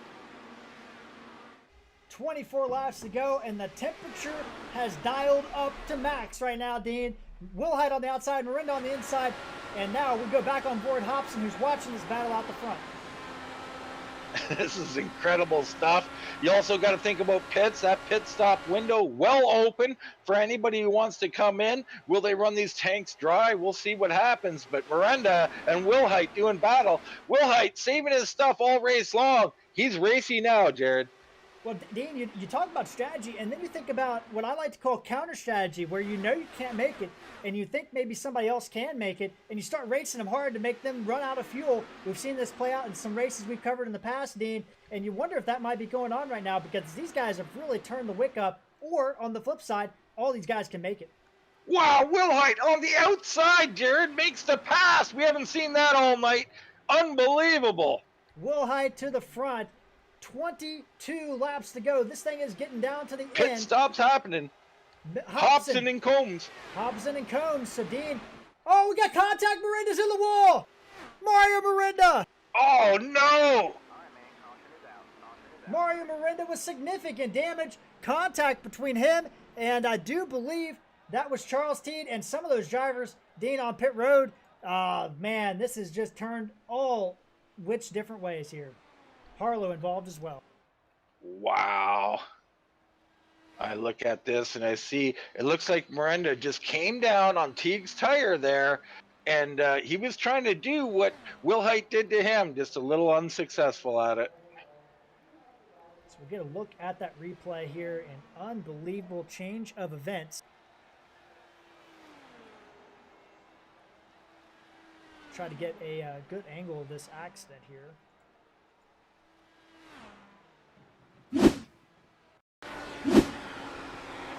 noticed super Teed looking out the back of Teed. He saw Miranda just come down and hit him. And then behind Miranda, there was a secondary accident, Dean. It looked like Roswell Harlow might have been involved there.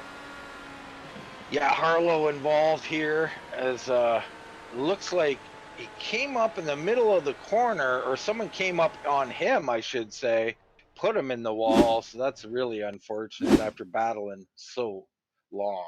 Let's take a look at a slow-mo here. Miranda on board, and you see just contact and hard into that fencing, into the safety barrier in turn 2, and nearly comes back down. Now, he has no steering at this point, folks. When that right front brakes, that steering is gone. So he did come back down across the track, but there's nothing he could do there. Hard impact, and Miranda, what a just unbelievable heartbreak. And let's see if we can get a replay of what happened to Roswell Harlow as well. While you do that, I'm talking about Combs and Hobson. They've already pitted. They're catching up here. These other guys have to come in. That's going to give the lead to those two drivers. So big strategy there. Onboard Harlow, and yes, coming together. That's Musselman there. Same situation, honestly, Dean, as Miranda and Teed. Those two guys came together. Hard impact for Harlow, and I believe Miranda and Harlow, both those guys on Dark Horse Racing too, Dean, they might be done for this race. Yeah, it's super unfortunate. It happens late in the race here. Gets ratcheted up a bit, but right now pit stops happening. Wilhite's in, Teague, Evans, Coates all in. But the new leaders, I think, are going to be those two guys who already pitted. Now, Hobson coming around right now. He's on the front stretch. Combs is there as well. So they're going to keep moving around as they pass on these guys. So that was a great strategy by Hobson and that group to get themselves to the front of this field by pitting just one lap. And that made all the difference. Yeah, first in has really been beneficial tonight, not only during green flag, but here catching a lucky caution. This is huge. Hobson was in big trouble, I believe, after having a little incident. Now he's the race leader again, and he's been tough all night. And we wanted to go back and look at that incident that put Combs on that penalty, Dean, and see if we can get a better look at it from a different angle here to see what happened between those two drivers. I'm hearing some calls at netcode on YouTube, but I don't believe that's the case. That's not what I seen on my monitor. So let's get through here, and we'll stop it right here. So Combs is the car on the inside here, and we'll pull up we typically don't do this, but we have the opportunity to do so here. Let's see if we can get a good view of this accident here. Usually the chase cam's pretty good. Let's go to that chase cam. Normal chase cam here, and Combs looks like he just washed up the track, Dean. Wiltmeyer was there, and unfortunately that is what gave him the penalty. It took him out, looked to be out of contention from your channel of this race, but in fact he's back in contention. It's been a wild turn of events here, Jared, and I feel bad for these guys, but please, as fans of everybody, you remember everybody's racing hard and everybody's trying to do their best to stay clean. There's nothing intentional out here. These guys are all giving it their all, so let's give them a shout out for putting on one hell of a show. And for the guys who have some unfortunate incidents, my heart goes out to you and to their fans. Yeah, it's been a tough race all day long. I mean, we've seen Forsyth, we saw Newsom, we saw Miranda a couple times, Harlow a couple times, be in the wrong spot, be in precarious positions, and it's been a heck of a race. But Dean, again, we keep going back to it. The one constant has been Chris Wilhite, been in the top 5 all night long, basically. And here he is, 19 laps to go, and we are looking at Wilhite on a podium right now. Yeah, what else is new? Wilhite always in it. He was in the lead briefly there, but with that pit stop, AJ Hobson and Benjamin Cones, I mean, wow, did that work out great for them. So Wilhite now has his work cut out for him. Ball up into 4th and Musselman in 5th. I mean, Zach T. Evans, David Evans back in it. I mean, a lot of new names coming towards the front late here. Indeed, we were talking about in that last run, Zach T. Evans. We hadn't talked about all race long. I mean, he started back in 27th position, and here he is in 6th spot, 19 laps to go. It doesn't matter where you run in the first 140 laps, even the first 145 laps. It all matters where you finish, and Zach T. Evans has put that number 89 machine inside the top 10 for the first time tonight. And David Evans recovering from that incident with Charles Teed earlier, and he is back in this race as well. Nothing is done yet. pace lights are off, and they're going to make maybe the last turn down to pit road. Hobson will lead it. Combs second. Wilhite third. Ball fourth. Musselman top 5. Green flag is out, and Hobson with a great start. Combs falling right down into turn number 1. Yeah, Combs is there, got a nice head of steam, but he's going to fall in line here, look to get a good run off these corners and see if he can do something on the straightaway. Top 3, great restart. They pull a little bit of a gap on Ball and Musselman, and here we go. The battling ensuing. Down to the grass is Combs. Yeah, Combs got that position there. He worked hard, went way low for that position. Combs to the lead. Wilhite's going to try to tuck in behind him. All bets are off at this point. Ball is in this battle as well. Wilhite taking advantage here, grabbing position on Hobson. He's going to get down on the low side with Combs as there's some block, and they go 3 wide again. 3 wide. That's not going to work into turn 1. Wilhite backs out of it. Yeah, smart veteran move there. It's too early yet. We got 18 to go here. And the top 5 have established themselves as the group right now. Musselman on the outside of Ball. And don't look now, but David Evans trying to catch up to this back of the pack. As you see it on our wide shot there. Combs underneath Hobson into turn 3. Man, it's going to be like this lap after lap to the finish. Oh, and Hobson touches the wall up high. Hobson got tight off that turn. Cuts right down in front of Wilhite. Wilhite's not going to lift. Going to look on the outside, going down the front straightaway. Trying maybe 3 wide again. No, Wilhite's not going to do it. Wilhite really stuck in a spot here. He's got to make a move. He looks to the inside of Combs. Can't get it done. Combs looks like he's pushing just a little bit. Hobson, first race here at ESRA. Can he grab a win? The Indiana driver in this battle right now, and they're zigging and zagging behind him. Everybody's caught back up too, Dean. They really are. Wilhite down to the inside. Hobson with a block. Wilhite can't find any racing room right now. Hobson slides up very close there with Combs, going through the short chute into turn 3. Unbelievable. That's guys like Ball and Evans and many more. Zach T. Evans. And you got Gerald Teague and Coates, Joseph G., Alex Ress. All these guys still in it. Musselman has shown his might here. He has come from back in the 10th spot up to the 4th spot right now since our last our 2 previous cautions ago when he took those tires. And Dean, he is looking very strong right now. Hobson on the inside of Combs. These guys, they're not swapping to save fuel now. They're swapping to try to maintain the lead. But Dean, I have a big question for you. What position do you want to be in as this race dwindles down? It's so tough, but you got to take the lead and block for all of your life. But it is risky. It's going to be tough, but you want to be the leader on the last lap, I believe.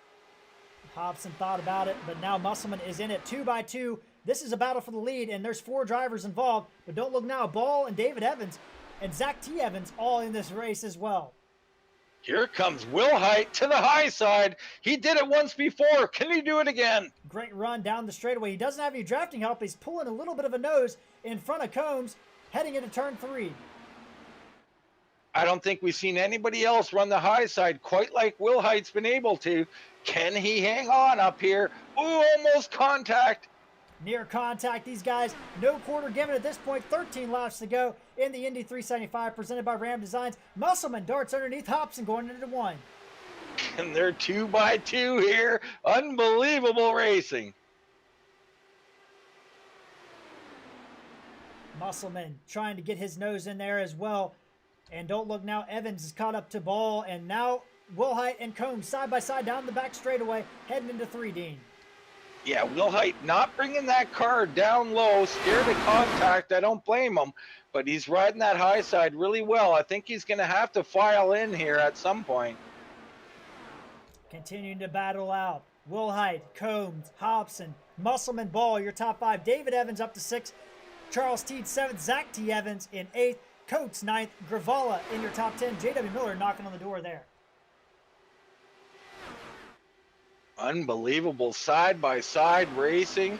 This is where it's at, folks. Indianapolis. Yeah, this is go time now at this point, Dean. These guys, given everything they've got at this point, no saving tires, no saving fuel. This everything at this point, Dean. 10 laps to go is knocking on the door. Combs holding off Wilhite right now. Yeah, Combs doing a masterful job here getting through these corners. He has not made a single mistake yet. Wilhite continuing to hang on the outside. Musselman looks down on Hobson again. These top four have been the guys. Balls can't seem to catch up to this group for some reason, even though they're battling side by side. He just cannot get his nose up in there. Might be fighting a little bit of a handling issue there on that 29, but my goodness. Wilhite, we go on board, side drafting down this back straightaway. He is not going to give up. He likes the outside. At least he's got some air out there. Get a little bit of downforce. Looking pretty strong. And Dean, when we were on board, you noticed 5th gear the whole way around this track right now for Wilhite. That means those guys are in max power mode. Yeah, there's no holding back now. Really, if he wants to continue to run like this, he only has to be first at the line, and he's close each and every lap at the line. Setting up to be a classic Indy race. What an event it's in. And Dean, we talk about points, but one thing we didn't talk about is there's money on the line for this win. The most money you can win all season long right here today at Indy. Yeah, definitely plays a small factor, but the prestige of winning is what these guys are after. And right now it's Combs and Wilhite. Hobson just sitting there thinking, I'm going to make a move. I'm just not sure where. Oh, Teague is off. Teague is in the wall. He got a little shot from someone there, and that's going to be a problem for Teague. He is good. He's going to come across traffic. Nobody hits him. So Teague's going to make it to pit road, but Teague out of this race now at this point.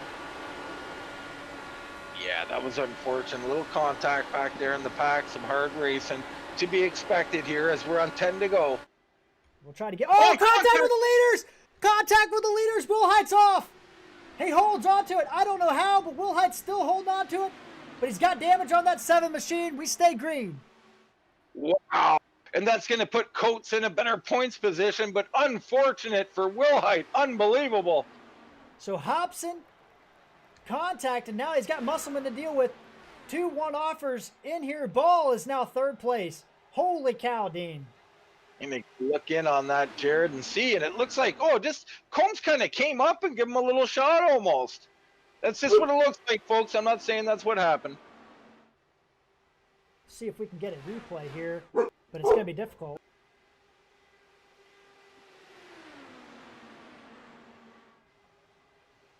Yeah, he just had a little wobble there from Combs. He kind of come up a little bit and kind of got into Wilhite. Looking on board, Wilhite adds this accident. And you see wobble there, and you're exactly right, Dean. Wilhite, the victim of that one, Combs, was able to continue on, but he's lost that lead spot. Now it's Hobson and Musselman battling. Think Musselman had it at the line, but he's stuck on the outside here. 7 to go here at Indy. Hobson, Musselman, Combs, Ball, Evans, your top 5. J.W. Miller up to 6th place, Dean. Side drafting down the back straightaway. Musselman, you can't even hardly stick a piece of paper between those 2 drivers.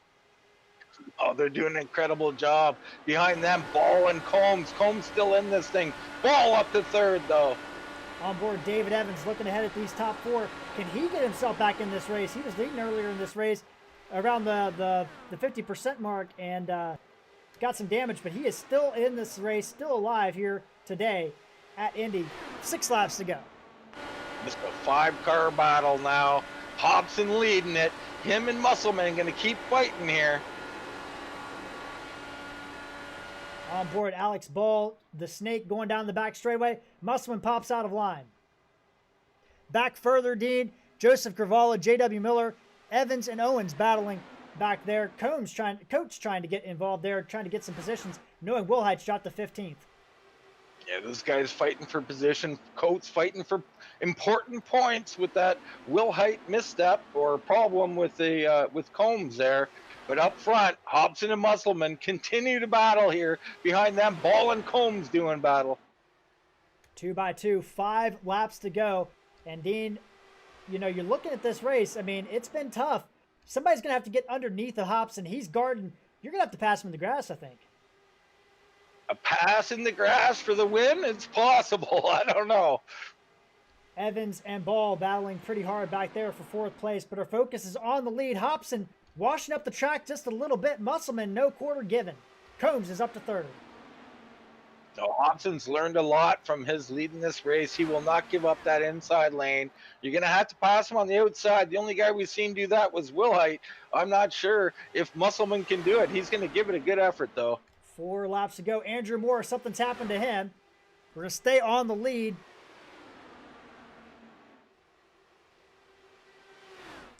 Snake still down the back straightaway. And, you know, Dean, I'm looking at these guys, and right now I don't know what position I'd want to be in, but this is intense racing. It's great racing. More with just a little bobble coming out of the corner than the slow spin to the inside. So right now, 3 laps to go here at the Indy 375. Hobson, Musselman. Musselman led that time by. Ball third, Combs fourth, Evans fifth. Is anybody holding anything back? As you see, Ball with a power move on the outside. He's up to third. You know, this is where Musselman led at the line. So that's the important thing, right? Lead at the line, you get the win. So what will Hobson do? Wreck behind, Dean. Sorry to cut you off there. It's Zach T. Evans off. Oh, that's super unfortunate. Zach having himself a nice night till then. We stay green. We're staying on this lead battle as they come down the front straightaway. 2 to go here at Indianapolis Motor Speedway, the Yard of Bricks. They will cross this thing 2 more times, and somebody's going to walk out of here with a big cash prize and a huge win in their belt here at the Elite Sim Racing Association. Hobson, Musselman, Ball, Combs, Evan, your top 5. It's going to be settled among those guys.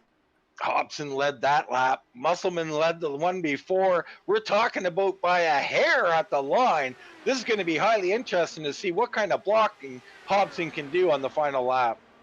And don't count out Alex Ball. His team. Oh, and Hobson's around! Hobson spins hard into the wall, flipping down the back straightaway, Dean. Oh my goodness, Hobson on the second to last lap or third to last lap. How unfortunate. That brings Ball and Combs into this fight. 2 to go here. We'll stay with the lead, but we did get a good look at that action with the Hobson, and Hobson hard into the fence. Hopefully he's virtually okay as he took a big tumble into the catch fencing there, but Musselman has a good gap on Ball. Paul now got to get up here and start making his move. If we get a blink out of Musselman, we don't need any computer issues here. Ball closes the gap down, coming into turn number 3. Looking on board from Benjamin Combs at this battle. Something's going to have to give. One of these guys is going to have to make something happen. White flag in the air at Indy.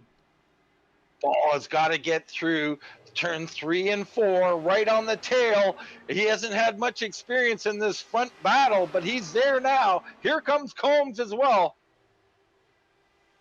David Evans also in there. Remember, he was involved in a wreck earlier, but Dean, these guys, I think they're just too far back.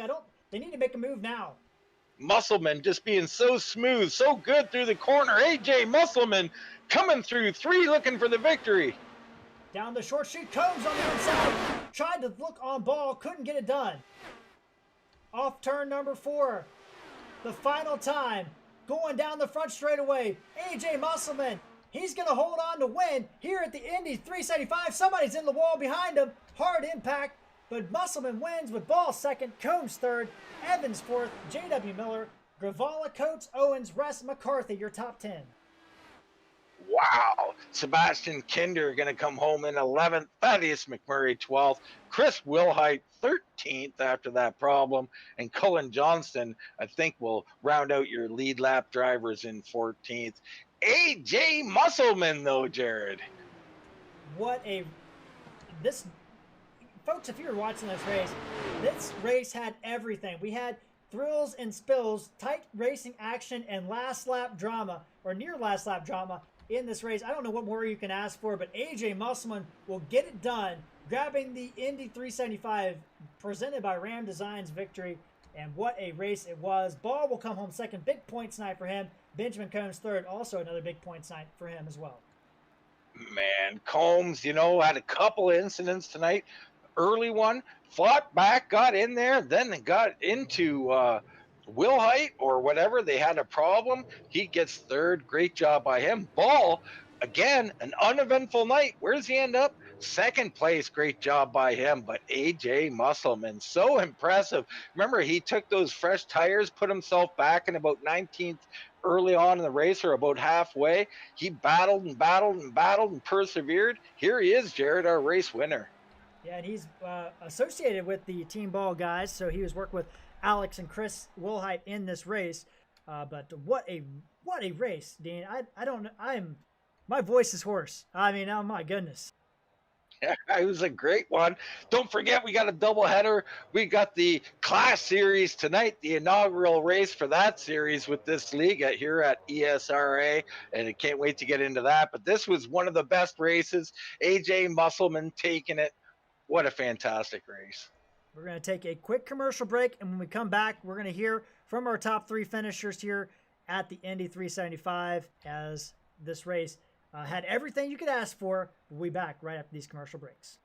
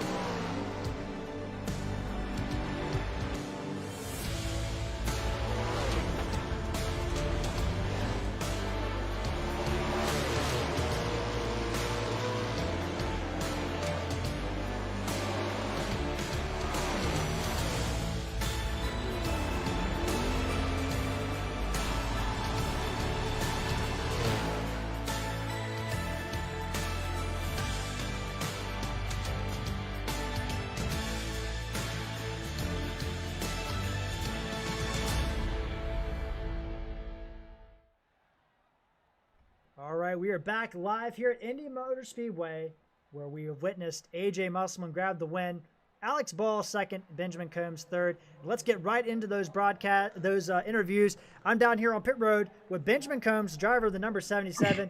Great run here today, Benjamin, but I think you're probably wanting a little bit more. Yeah, I certainly did. I can't say that I do agree with that call with the EOL, but it happens. Racing happens. Yeah, I felt like I had a really stable car and was able to keep it that way on the long run. But it just didn't play in my favor today. Well, Benjamin, you started back in 12th spot. You make your way to the front. Some attrition in this race, and then you're up in front, and then you have that incident with DJ Weltmeyer and a tough call, and got you in the back. But, things kind of played out for you, and you made a pit stop right before the caution came out on lap 135, and that was the difference in this race. It got you back in that contention. Yes, sir. I knew I had to pit under 25 laps, but I wasn't able to save the fuel that I was in the other runs because I was trying to make that run back to the front. So I actually burned up a little bit too much fuel trying to get back up to the front, and came in, to pit, and I saw the yellow. I thought it was over, but yeah, it ended up working out in my favor, and it was a good race to the finish. Well, Benjamin, you're a full-time competitor here at the ESRA IndyCar Series. This is a big points night for you either way. I mean, you're going to have an opportunity to move up a couple of positions in points. Looking ahead, we got Detroit on Thursday. You're coming off the longest race of the season, and then you go to maybe the most physically demanding track. What are you looking forward to moving forward at Detroit? Belle Isle is always fun. That's one of my favorite IndyCar tracks. It's really physical, where this track is more about just endurance. Detroit is really bumpy. It's really tight and narrow. So I'm just looking forward to the challenge that it'll bring, and getting back out here and racing with the guys again. So just really, really looking forward to racing with these guys for a while. Well, Benjamin, congratulations on your third place finish tonight. I'm going to turn it over to you and let you have the last word here. Yeah, I just want to apologize to Will Height there. That was really, really close racing. Will Height knows that wasn't intentional. But yeah, that was unfortunate. I want to give a shout out to AJ Musselman. He kept his nose clean, stayed up front. He deserved that win. Also, Alexander Ball for getting second. And just a shout out to you guys for calling these races. Y'all do a great job. I'm looking forward to watching the broadcast. Well, Dean, that was our third place finisher, Benjamin Combs, but you're down there with Alex Ball, who came runner up here at the Indy 375. Yeah, Benjamin Combs doing a nice job persevering through some adversity tonight. But I'm with a 29, Alexander Ball, second place, man. Big congratulations. What a great run for you, Alexander. Thanks. That was one heck of a race. It was a fun one for sure. It really was, man. It was a lot of fun to broadcast.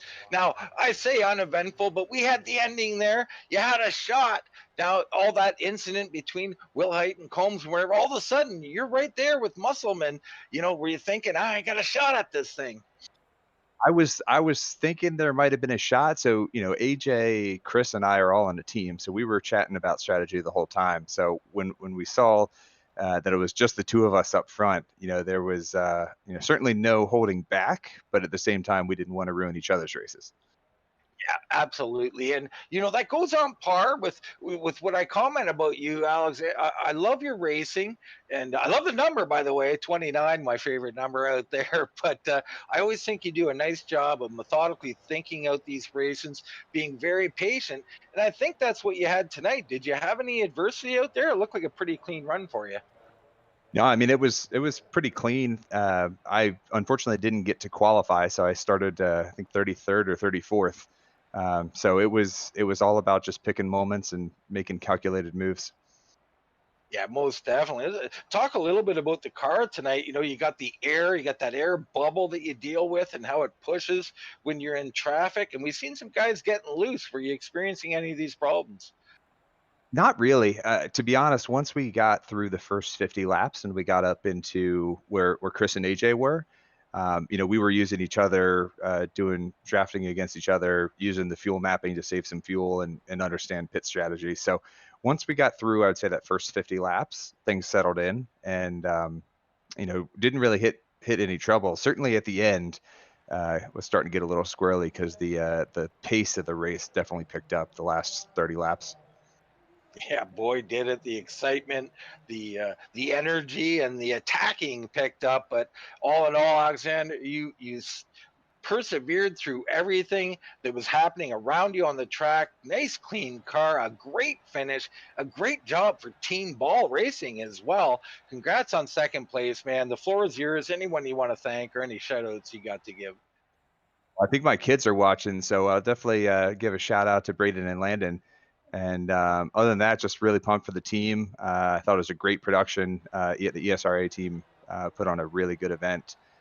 So if this is your first time watching, come watch on Thursday nights as well.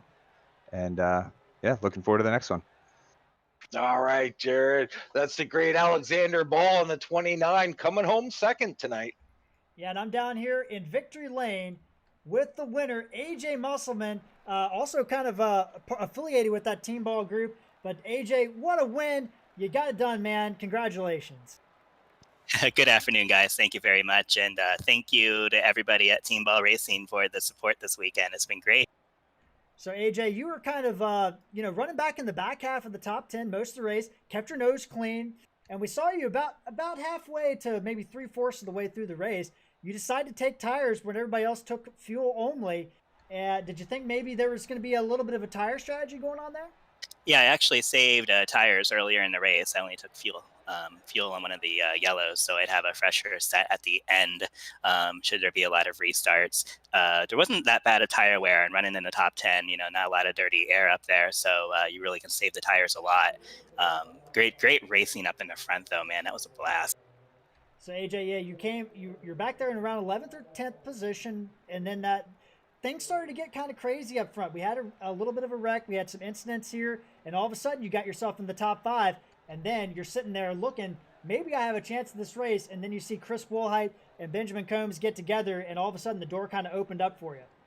Yeah, I'm not going to say I was 100% content with riding along in the top 5 there, but I know Chris is racing for a championship, so I was pretty comfortable running 4th and 5th behind the leaders battling. But yeah, once I saw Chris and Ben have their little issue, I was like, okay, let's let's see what we can do here. And then from there, it was just about pinning AJ Hobson down on the bottom. It gets really loose on the bottom as time goes on. So that was just my strategy from then on out. And sure enough, he lost it there in turn 3, and it was smooth sailing from there. Well, AJ, I think the most important question, thinking about this race is, what kind of milk are you drinking, bud? You got whole milk, skim milk, 2%? 2%. I grew up on 2%, but in adult life, I'm definitely sipping on the skim milk tonight, but and maybe some Cabernet later on. But man, what a race! Yeah, AJ, congratulations, man. I think this is your first event here at ESRA. Can we plan to see you any more this season? Possibly this season. I have other commitments, but I can definitely now take a look at my schedule and maybe pick some races that favor my driving ability. But we'll see. Hopefully I'll be back for one more. There's a great group of guys here, and I'm just excited to be a part of it. All right. Well, AJ, congratulations. I'm going to turn it over to you, let you have the last word. And Dean, I'm going to let you carry the broadcast out. Again, thank you to all the drivers, the ones who made the race, the ones who attempted a race. The Indy 500 is a special event. Just to be here is always very special, and I hope to race with you all again soon. All right, that's AJ Musselman, tonight's winner in the Ram Designs 375 here at ESRA Racing. What a night, what a bunch of action we've had tonight. So for us here at Full Throttle TV and for the ESRA Racing Series, this Indy Series, that's going to wrap it up tonight. But we'll be back. Well, actually, today, I should say, we'll be back tonight with the Clash Series as the Xfinity drivers take on Daytona. So come and support us for that one. That'll be at 8:30 tonight, the inaugural race. Going to have some great drivers out there, and it should be a blast. So until then, we'll see y'all. And that's all from Full Throttle TV.